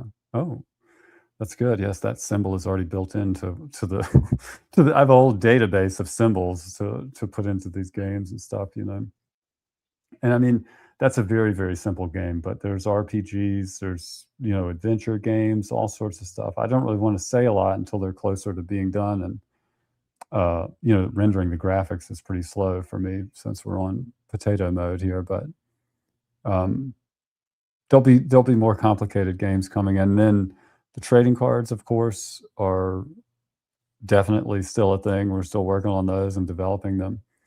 But philosophically, there's ways that you have to stage things that you build. Really manufacturing something like those cards, I know how to do it. We know how to do it. We've spec'd it. We can call and spend the money and start printing them now. But we could only print small batch of them, and the price that you pay for a small batch versus a larger batch, I mean, the economy of scale is huge with stuff like that. And we want to do it well. We want to have them be high quality, competing with all of the other stuff that's on the market today, not some kind of janky, nonsense thing, right? We only want to put out stuff that is physically, that is sort of premium, or at that competing with premium stuff anyway. Because listen, well, I don't want to say that. That company will probably sue us immediately. I remember what happened to us when whenever we said some things about Wikipedia. Yeah. It wasn't even bad. It wasn't even bad. It was just it wasn't even bad. I got freaking flagged for it. I had to take some fucking quiz to make sure I understood the YouTube community guidelines, and that one is gone. I don't have any more flags on my account right now. But stupid shit happens if they just want it to be stupid shit. Mossad be watching my shows, man. I'm telling you. And I'm telling you, I know. And I know people are like, you enjoy yourself over on the Rumble live chat because all your friends are there. You enjoy yourself on the D-Mind to Boomasan YouTube live chat. I put the link though. Just go over there, give it a follow. I want to break 100 before we're done here, and might be on here for maybe another 30 minutes or so. And I'll let Biscuits keep going because you're dropping some truth. But I think please subscribe to the Greatest Game Studios on YouTube and help us out a little bit. That's quite an accent. I was hoping that Mossad would see my heartfelt eulogy that I did for Lindsey Graham and chill the fuck out, man. You know what I'm saying? I laid it on the line for LG that day. Right. Rest in piss.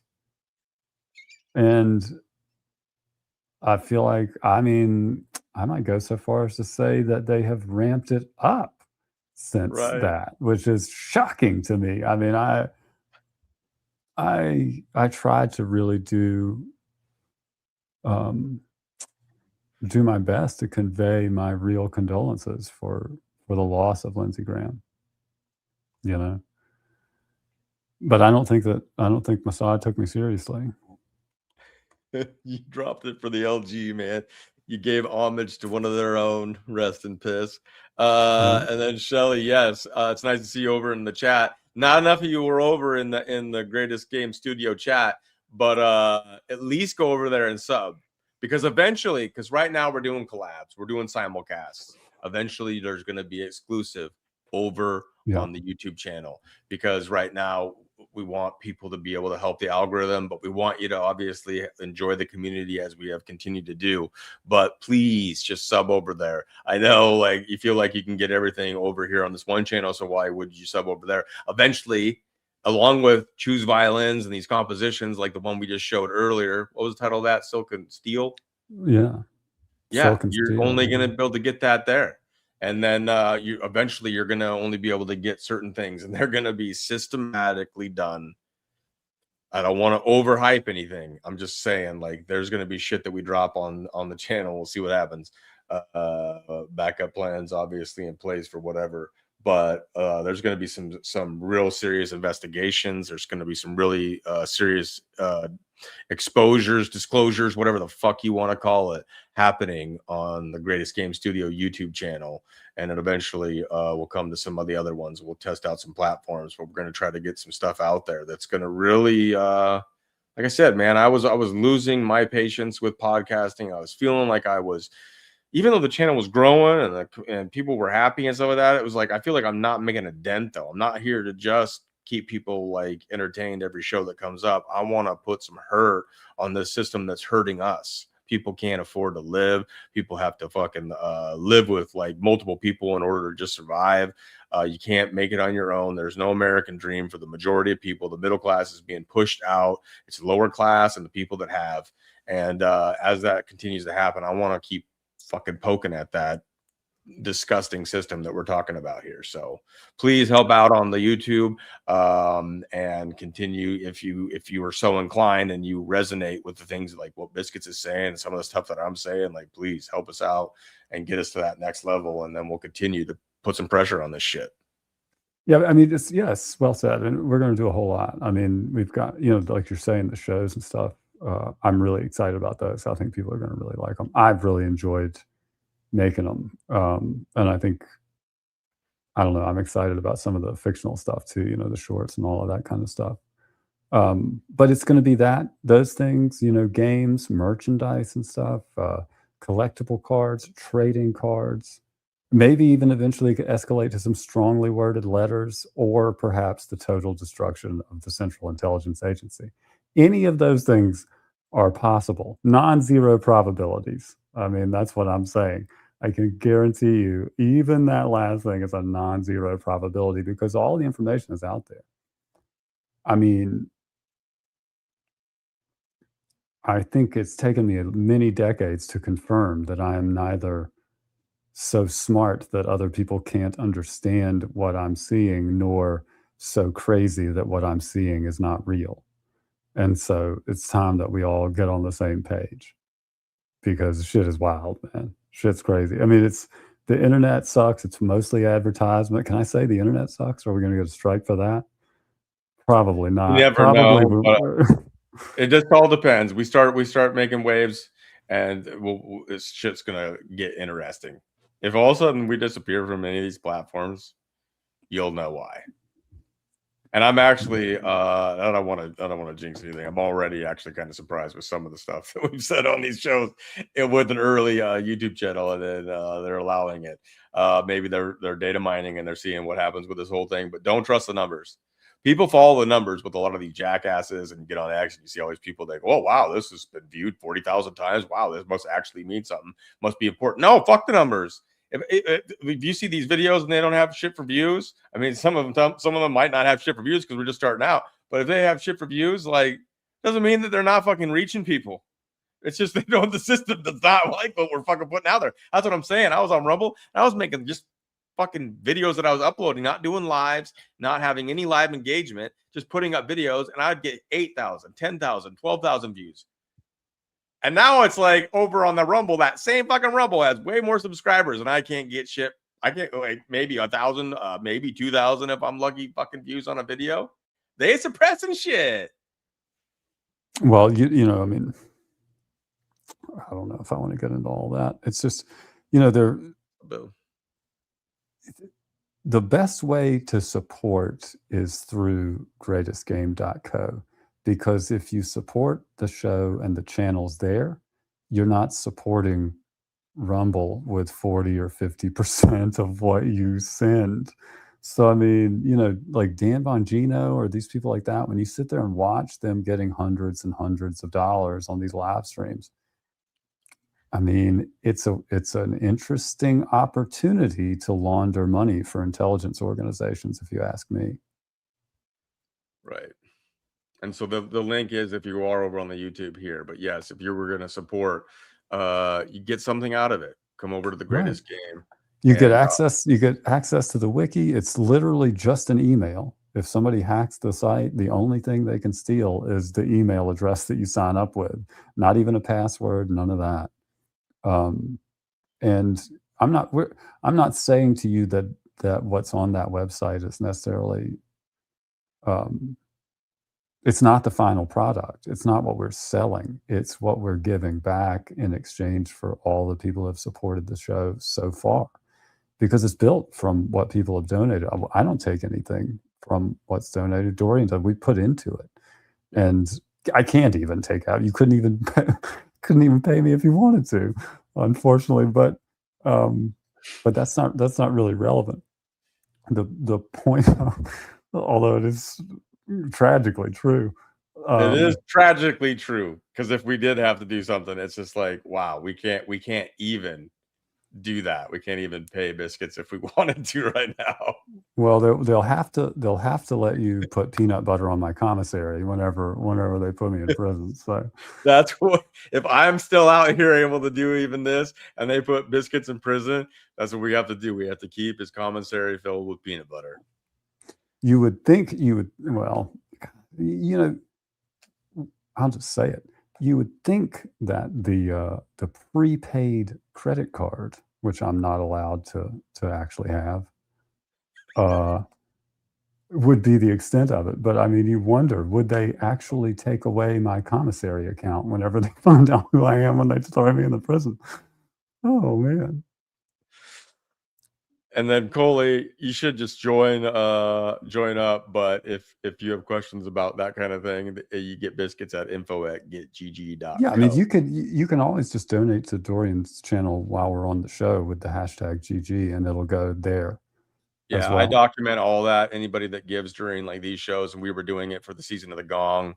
We've transitioned to this into the studio, but if you give, what we've been doing is honoring that. Now we can do that with you guys here in the community that's tight knit, and we're smaller now and all that kind of stuff. Just know that eventually we're not going to be able to like facilitate all of this, because we got so much going on. And then if it does grow like it needs to grow, because we were going to do the collector's cards, still a plan, but looking into that shit, it costs a shit ton just to be able to print some of these fucking things. So we gotta fucking hit some fucking levels and barriers and fucking break through some obstacles, if you will. And that's why, yeah, if you want to do it. So we have let me show this. I don't like showing this on the screen in the sense of like, we're not here to just try to get money from people. It's going to take that in order to get this operation going. We appreciate your support, your likes, your subscribe over to the channels and stuff like that. And then utilize the show pass that got handed out, so you can get 24 hours free and check it out for yourself. But that's a way to go to Greatest Game LLC. I believe that's through both PayPal and Venmo. And then you can do various options through that. But if you also have already got stuff set up, like I have my Give, Send, Go, I have a PayPal and a Venmo set up. So if you do any of those routes, I'll just put hashtag GG, and I'll make sure it gets sent to the right place, so that we get this added to what we can do with the donations here at GGCo. Yeah, I'll tell you, with respect to the cards, and this is just because I said in the beginning, I want to be candid about whatever issues we face when we're starting a business and building it. Roughly, we would need to spend about $10,000 to $12,000 on the first batch of cards in order to be able to sell them competitively with the other cards that are on the market that we would be competing with in terms of collector's cards or trading cards, in order to print, package, and retail them competitively, where we're not literally losing money.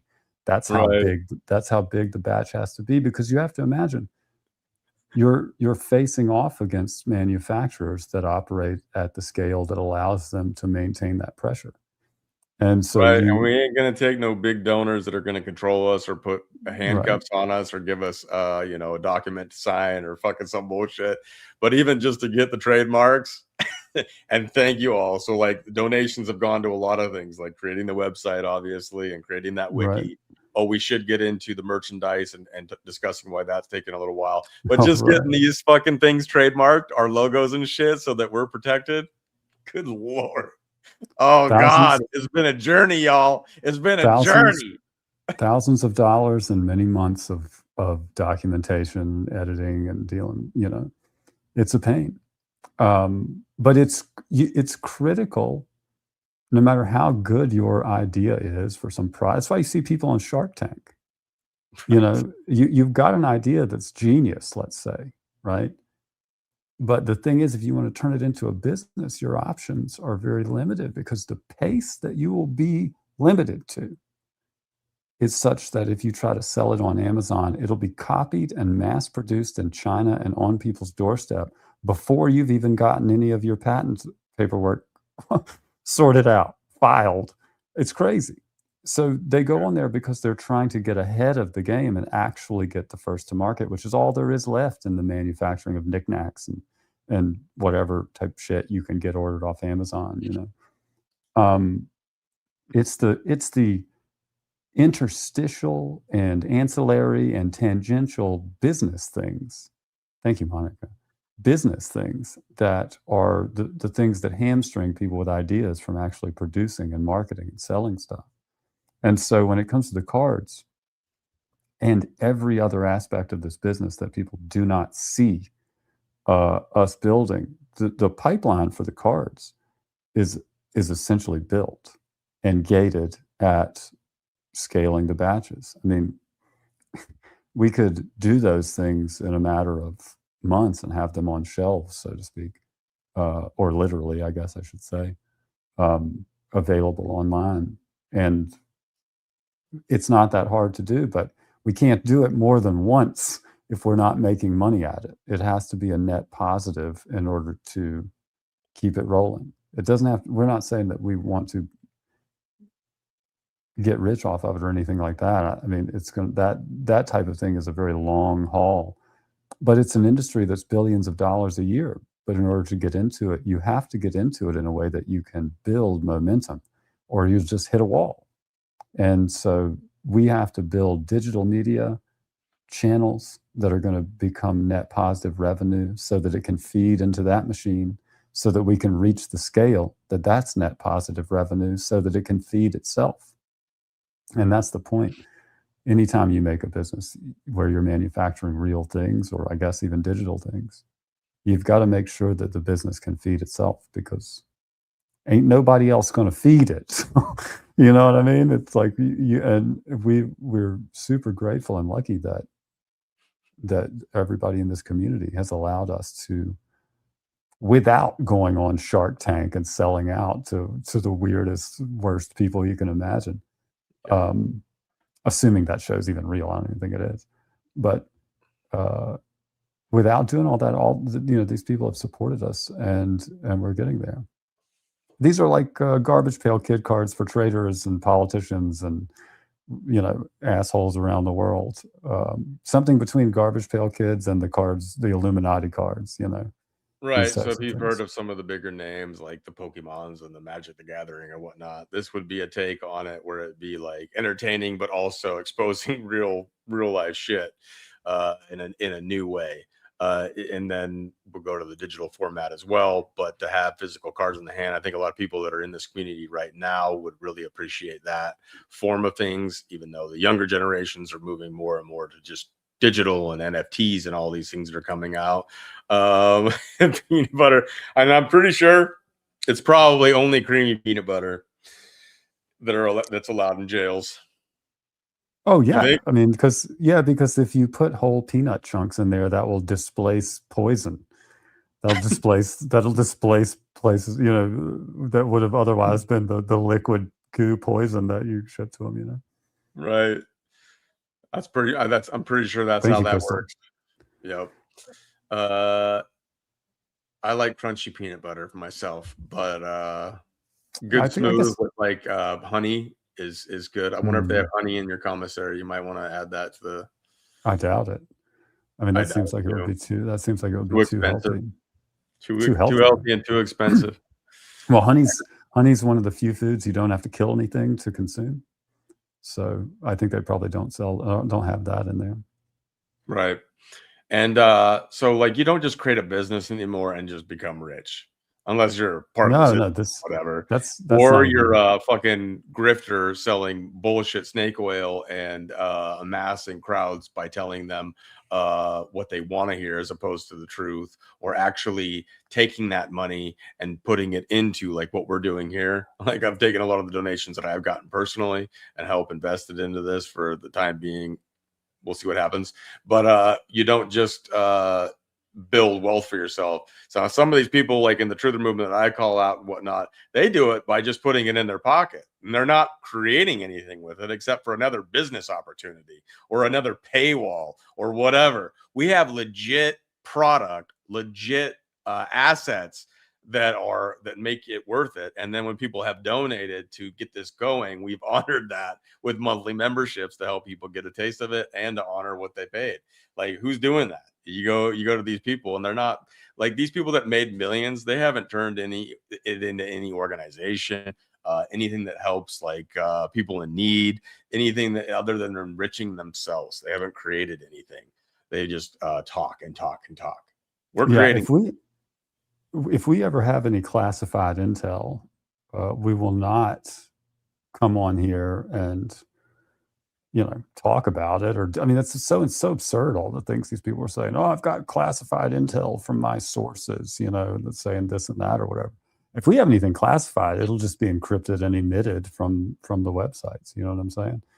Right. Like from maybe from the number station bingo, which as I've said before, can serve as I always wear orange for that reason. He's prepared. He's just preparing his eyes for when he looks into his shitty mirror, the tiny little mirror that they're gonna have in his cell, and he's just prepared for it.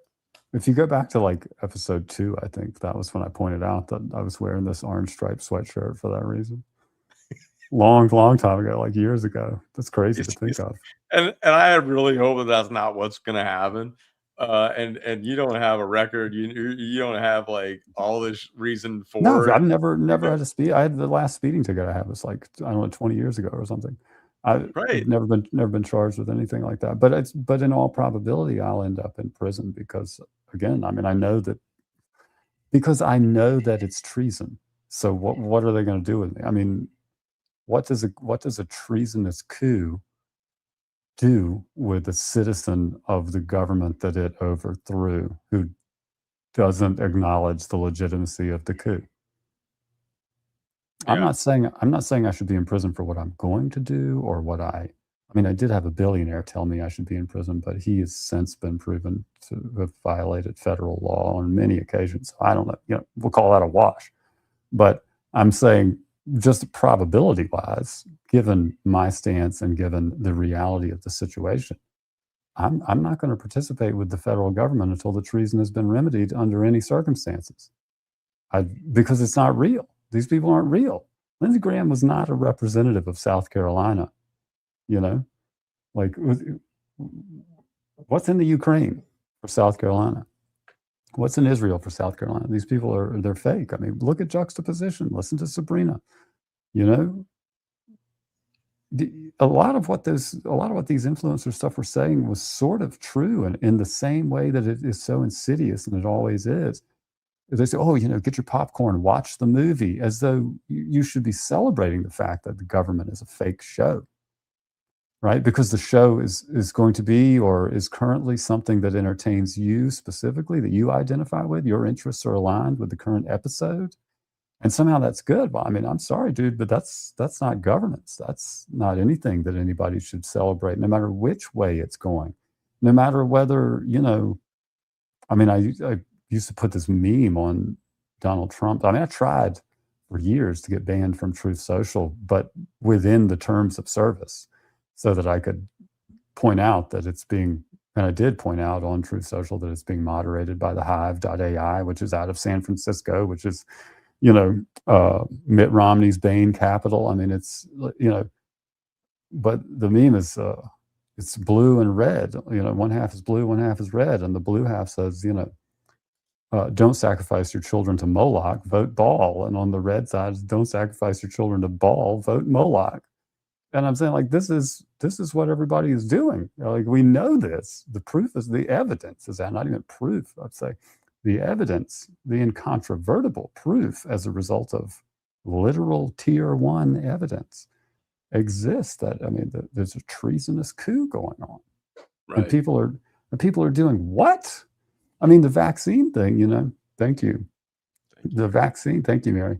The vaccine thing we were talking about the first or second episode that we did, where I said, I've still got it if people want it. I mean, I had it in 2020.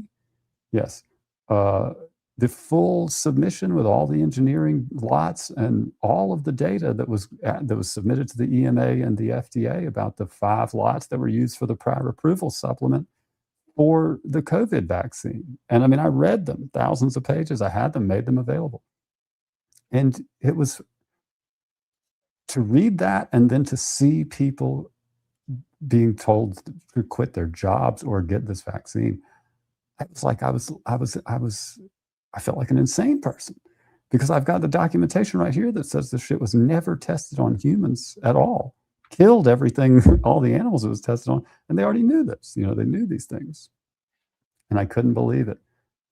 But it continued. But all that evidence still exists, you know, and I think a lot of the reasons that no one ever uses. I mean, you know who didn't have to take the vaccine or quit their job or make that decision? The entire federal judiciary.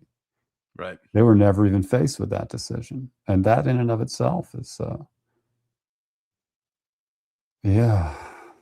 Well, so they say. I mean, because the flu took a vacation those years, and the much more dangerous COVID was house sitting for the flu.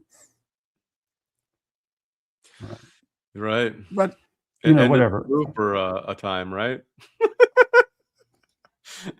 And Region just puts a lot of silly stuff in the chat, so don't take it. I presumed that was sarcasm. I don't even think people make that assertion from any of the sides at this point, right? Right. They just they either probably don't talk about it if they even. I'll tell you what's funny. Part of it. If you were a Congress, or if you were an actor playing a congressman, and you were deposing Anthony Fauci, and you said to him, what was this quote exactly that he just said? Can you put his comment back up there again? If you said, Dr. Fauci, did the vaccine save tens of million lives, and is it a medical miracle? He would plead the fifth rather than answer.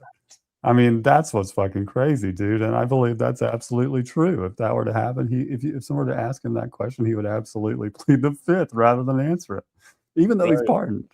Even though he's pardoned. That's crazy, but I bet that is true. Right. That's almost as crazy to think of as the other night when Charlie brought up that dropping bricks off at a riot was Freemasonry. I almost choked. I was drinking whenever she said that. You know, just like water. I almost choked. I did like a legitimate spit take. Partly because I was like, how the fuck did I never think about that? Like, how did that never occur to me? That was genius, Charlie. Oh man. So we need 3 more people to go over and sub over to the Greatest Game Studio YouTube before we close this out. I'll go make 3 fake YouTube accounts. Be right back. We got to break 3 figures. That's it. We just got to hit 100, and more content's coming. You got the new shorts, the new songs, the Biscuit Risker records. Drop some more heat over there. Please, just 3 more people subscribe over there. And then as we close out, I want to say the merchandise store, store, whatever. Let's just at least give them an idea, because that was something that would have been up by now, but we have good reasons why it's been withheld. Because I know some people would like to support by just buying whatever it is we get up there. We're going to look at good products and make sure that's all legit. That's not the issue. We got to, and let's not say the company name. Let's say it in a way that we can't get flagged. Let's do it. Let me give you an analogy, right? People rarely buy real estate without having visited the site of the real estate, right? Like, you wouldn't buy a house without having, unless it's like a rental or whatever, but a place where you're going to live. You would usually visit it before you buy, just to check it out. But a domain is not really like that. I mean, you still got to buy it or whatever. Well, we bought one without really visiting the site and doing a bit of a recon, but it turns out when we visited, we found out it was in Tel Aviv, and I was like, "Wait a minute, we can't have a store in Tel Aviv." And Dorian was like, "No, we definitely can't have a store in Tel Aviv." So, we got to, I won't say burn that store down, but we got to relocate that store. We got to relocate that store, which we're in the process of doing. It's really not like a huge setback financially or whatever, but it was just a surprising bit of information that we found out a little bit later than was convenient. So we have to do some reconfigurations so that we don't want any footprint in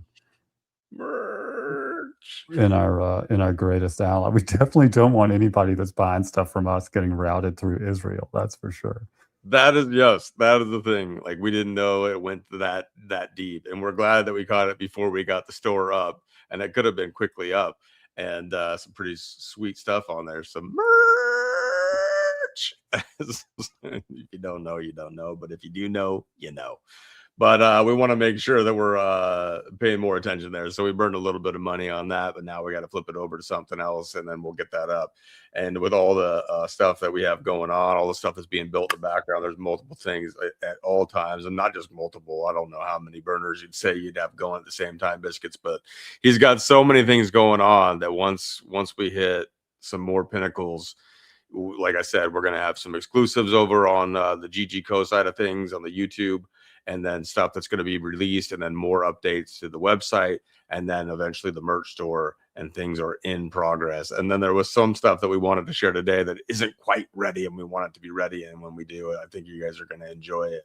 But that was the reason. So we would be able to, yes, make sure you get your show pass.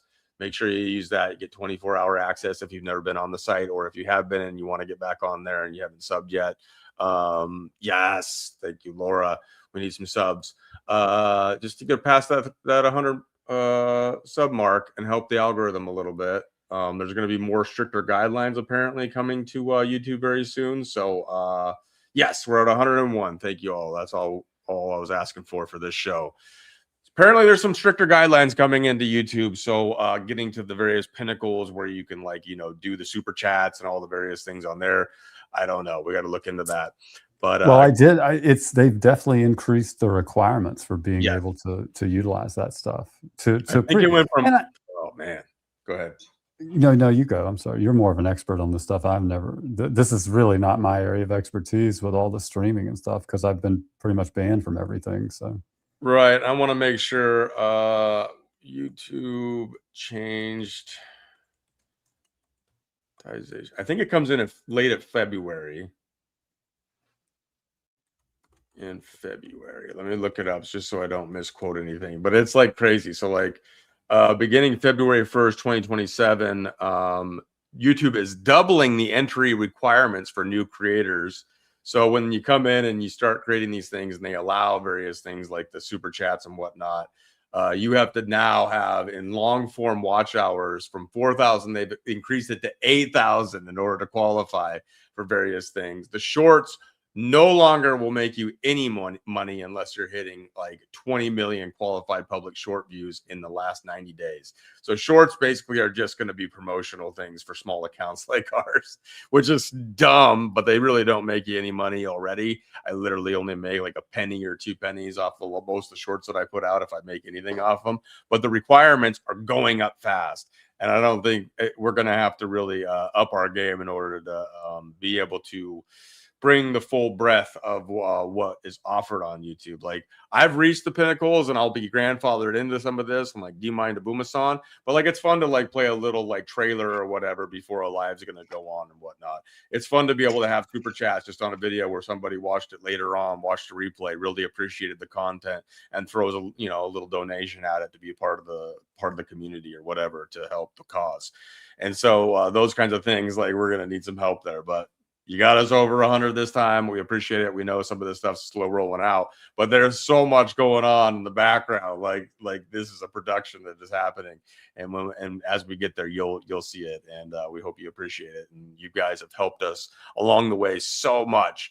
And there's always, like we said, just to get the logos trademark and some of the steps that we've had to take, and then to find out how much it costs to print those cards, it's going to be steps, and we've gotten there. But some of the stuff we didn't foresee, and it's become a beautiful thing. The wiki has become an important aspect of this. We'll continue to get information and stuff uploaded to it to make it even more powerful and a better research tool for everybody. And then we get people, I'd love to have some bingo nights where you just go in there and hang out and play bingo, because you can chat in there and hang out.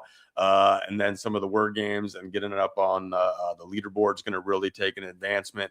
And then we've got some other ideas for some, what do you call it? Like some incentives, I guess, as you play games to accrue stuff.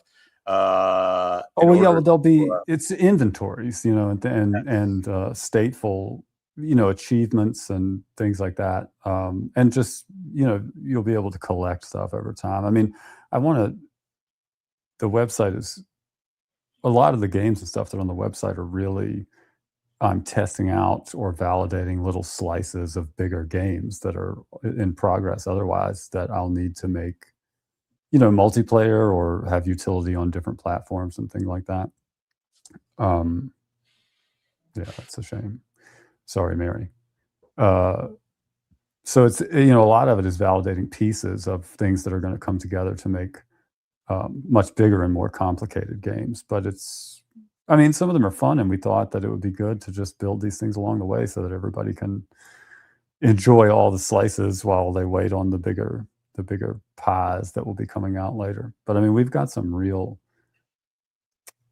I mean, I won't say AAA because they're, you know, we don't have that kind of money for development, things like that. But I mean, these are complex, fun games that I think will be actually fun to play for people that are real gamers. It's just these things take a lot of time, and unfortunately they take a lot of hardware. You're working with a potato over there. We've made incremental upgrades, even just as we've gone into this now, even after Season of the Gong. Audio issues that we face, some of the lighting issues that we face. We're getting there, people. We're getting there. It's getting better. We're getting my teleportation under control. All right. It's just it's not disappearing so much anymore. So that's a beautiful thing. And then yes, grandfathered in, it just means like, so like on Do You Mind a Booma-san, I've hit the pinnacles, but once they bring in new operations, and they've said, and there's some reasons to believe that because there's so many AI accounts being added to these social media sites like YouTube and Rumble and all these kinds of things, is that they need less actual human creators, because so many AI creators are going to be coming on there. But what they're going to do is they're going to increase all of the metrics needed in order to be able to do various functions on your YouTube site. And so because the Greatest Game Studio is so young and it's just starting out, we won't reach those as fast as what you would have before it changes over February 1st. Right. And so we're just trying to tell you, any help you can give us now is great, but it is going to take a while to grow that damn thing. But that isn't the focus. The website's the focus, and that is just another outlet. It's the same if we test out some of these other social media platforms with some of the content that we're going to bring, because it's not just games. The entertainment aspect is also going to be vertical shorts and various things. Hopefully getting, you know, like we said, breaking through the actual programming that the system's putting out there, getting our stuff in there to get people to snap out of some of that programming, or hopefully critically think, or bring them into reality with some entertainment. Yeah, exactly. I want everybody in the country to, I want like the whole gaming community to hear FBI and think Federal Blackmail Institute instead of Federal Bureau of Investigation. Because I want them to be thinking about our fictional universe, where the Federal Blackmail Institute is part of the federal government. Our fictional universe, you see, that's what I'm talking about. As they used to say, you know, in Minecraft, basically, I want to be able to say anything I want to, and the only way to do it is to build a fictional universe or universes, and that's what we're going to do. Right? Because that's the best play I can see in the game right now for me and for us.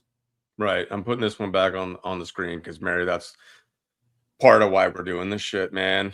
like always, people promise all this kind of stuff, and they sell you all kinds of like lovely sounding narratives that stuff's being handled and all this stuff's going to happen and there's going to be justice and all that stuff. Like, if it is, then great. I'd love to be fucking wrong, but until then, we are going to do what we can in order to combat this kind of stuff, expose that kind of stuff, and do it in a way that nobody else seems to be doing, and everybody's sitting on their fucking hands and not fucking getting to work on this, and have been for fucking years. And so, anyways, that's part of the plan of what this whole thing is. And like Biscuits was saying there, where they want people to think about, we want people to think about these kinds of things and be reminded of these kinds of things and think about the world in these ways that hopefully unlocks a lot of brains from the programming that's been going on nonstop. So we appreciate everyone's support. Biscuits, you got anything to say on the way out?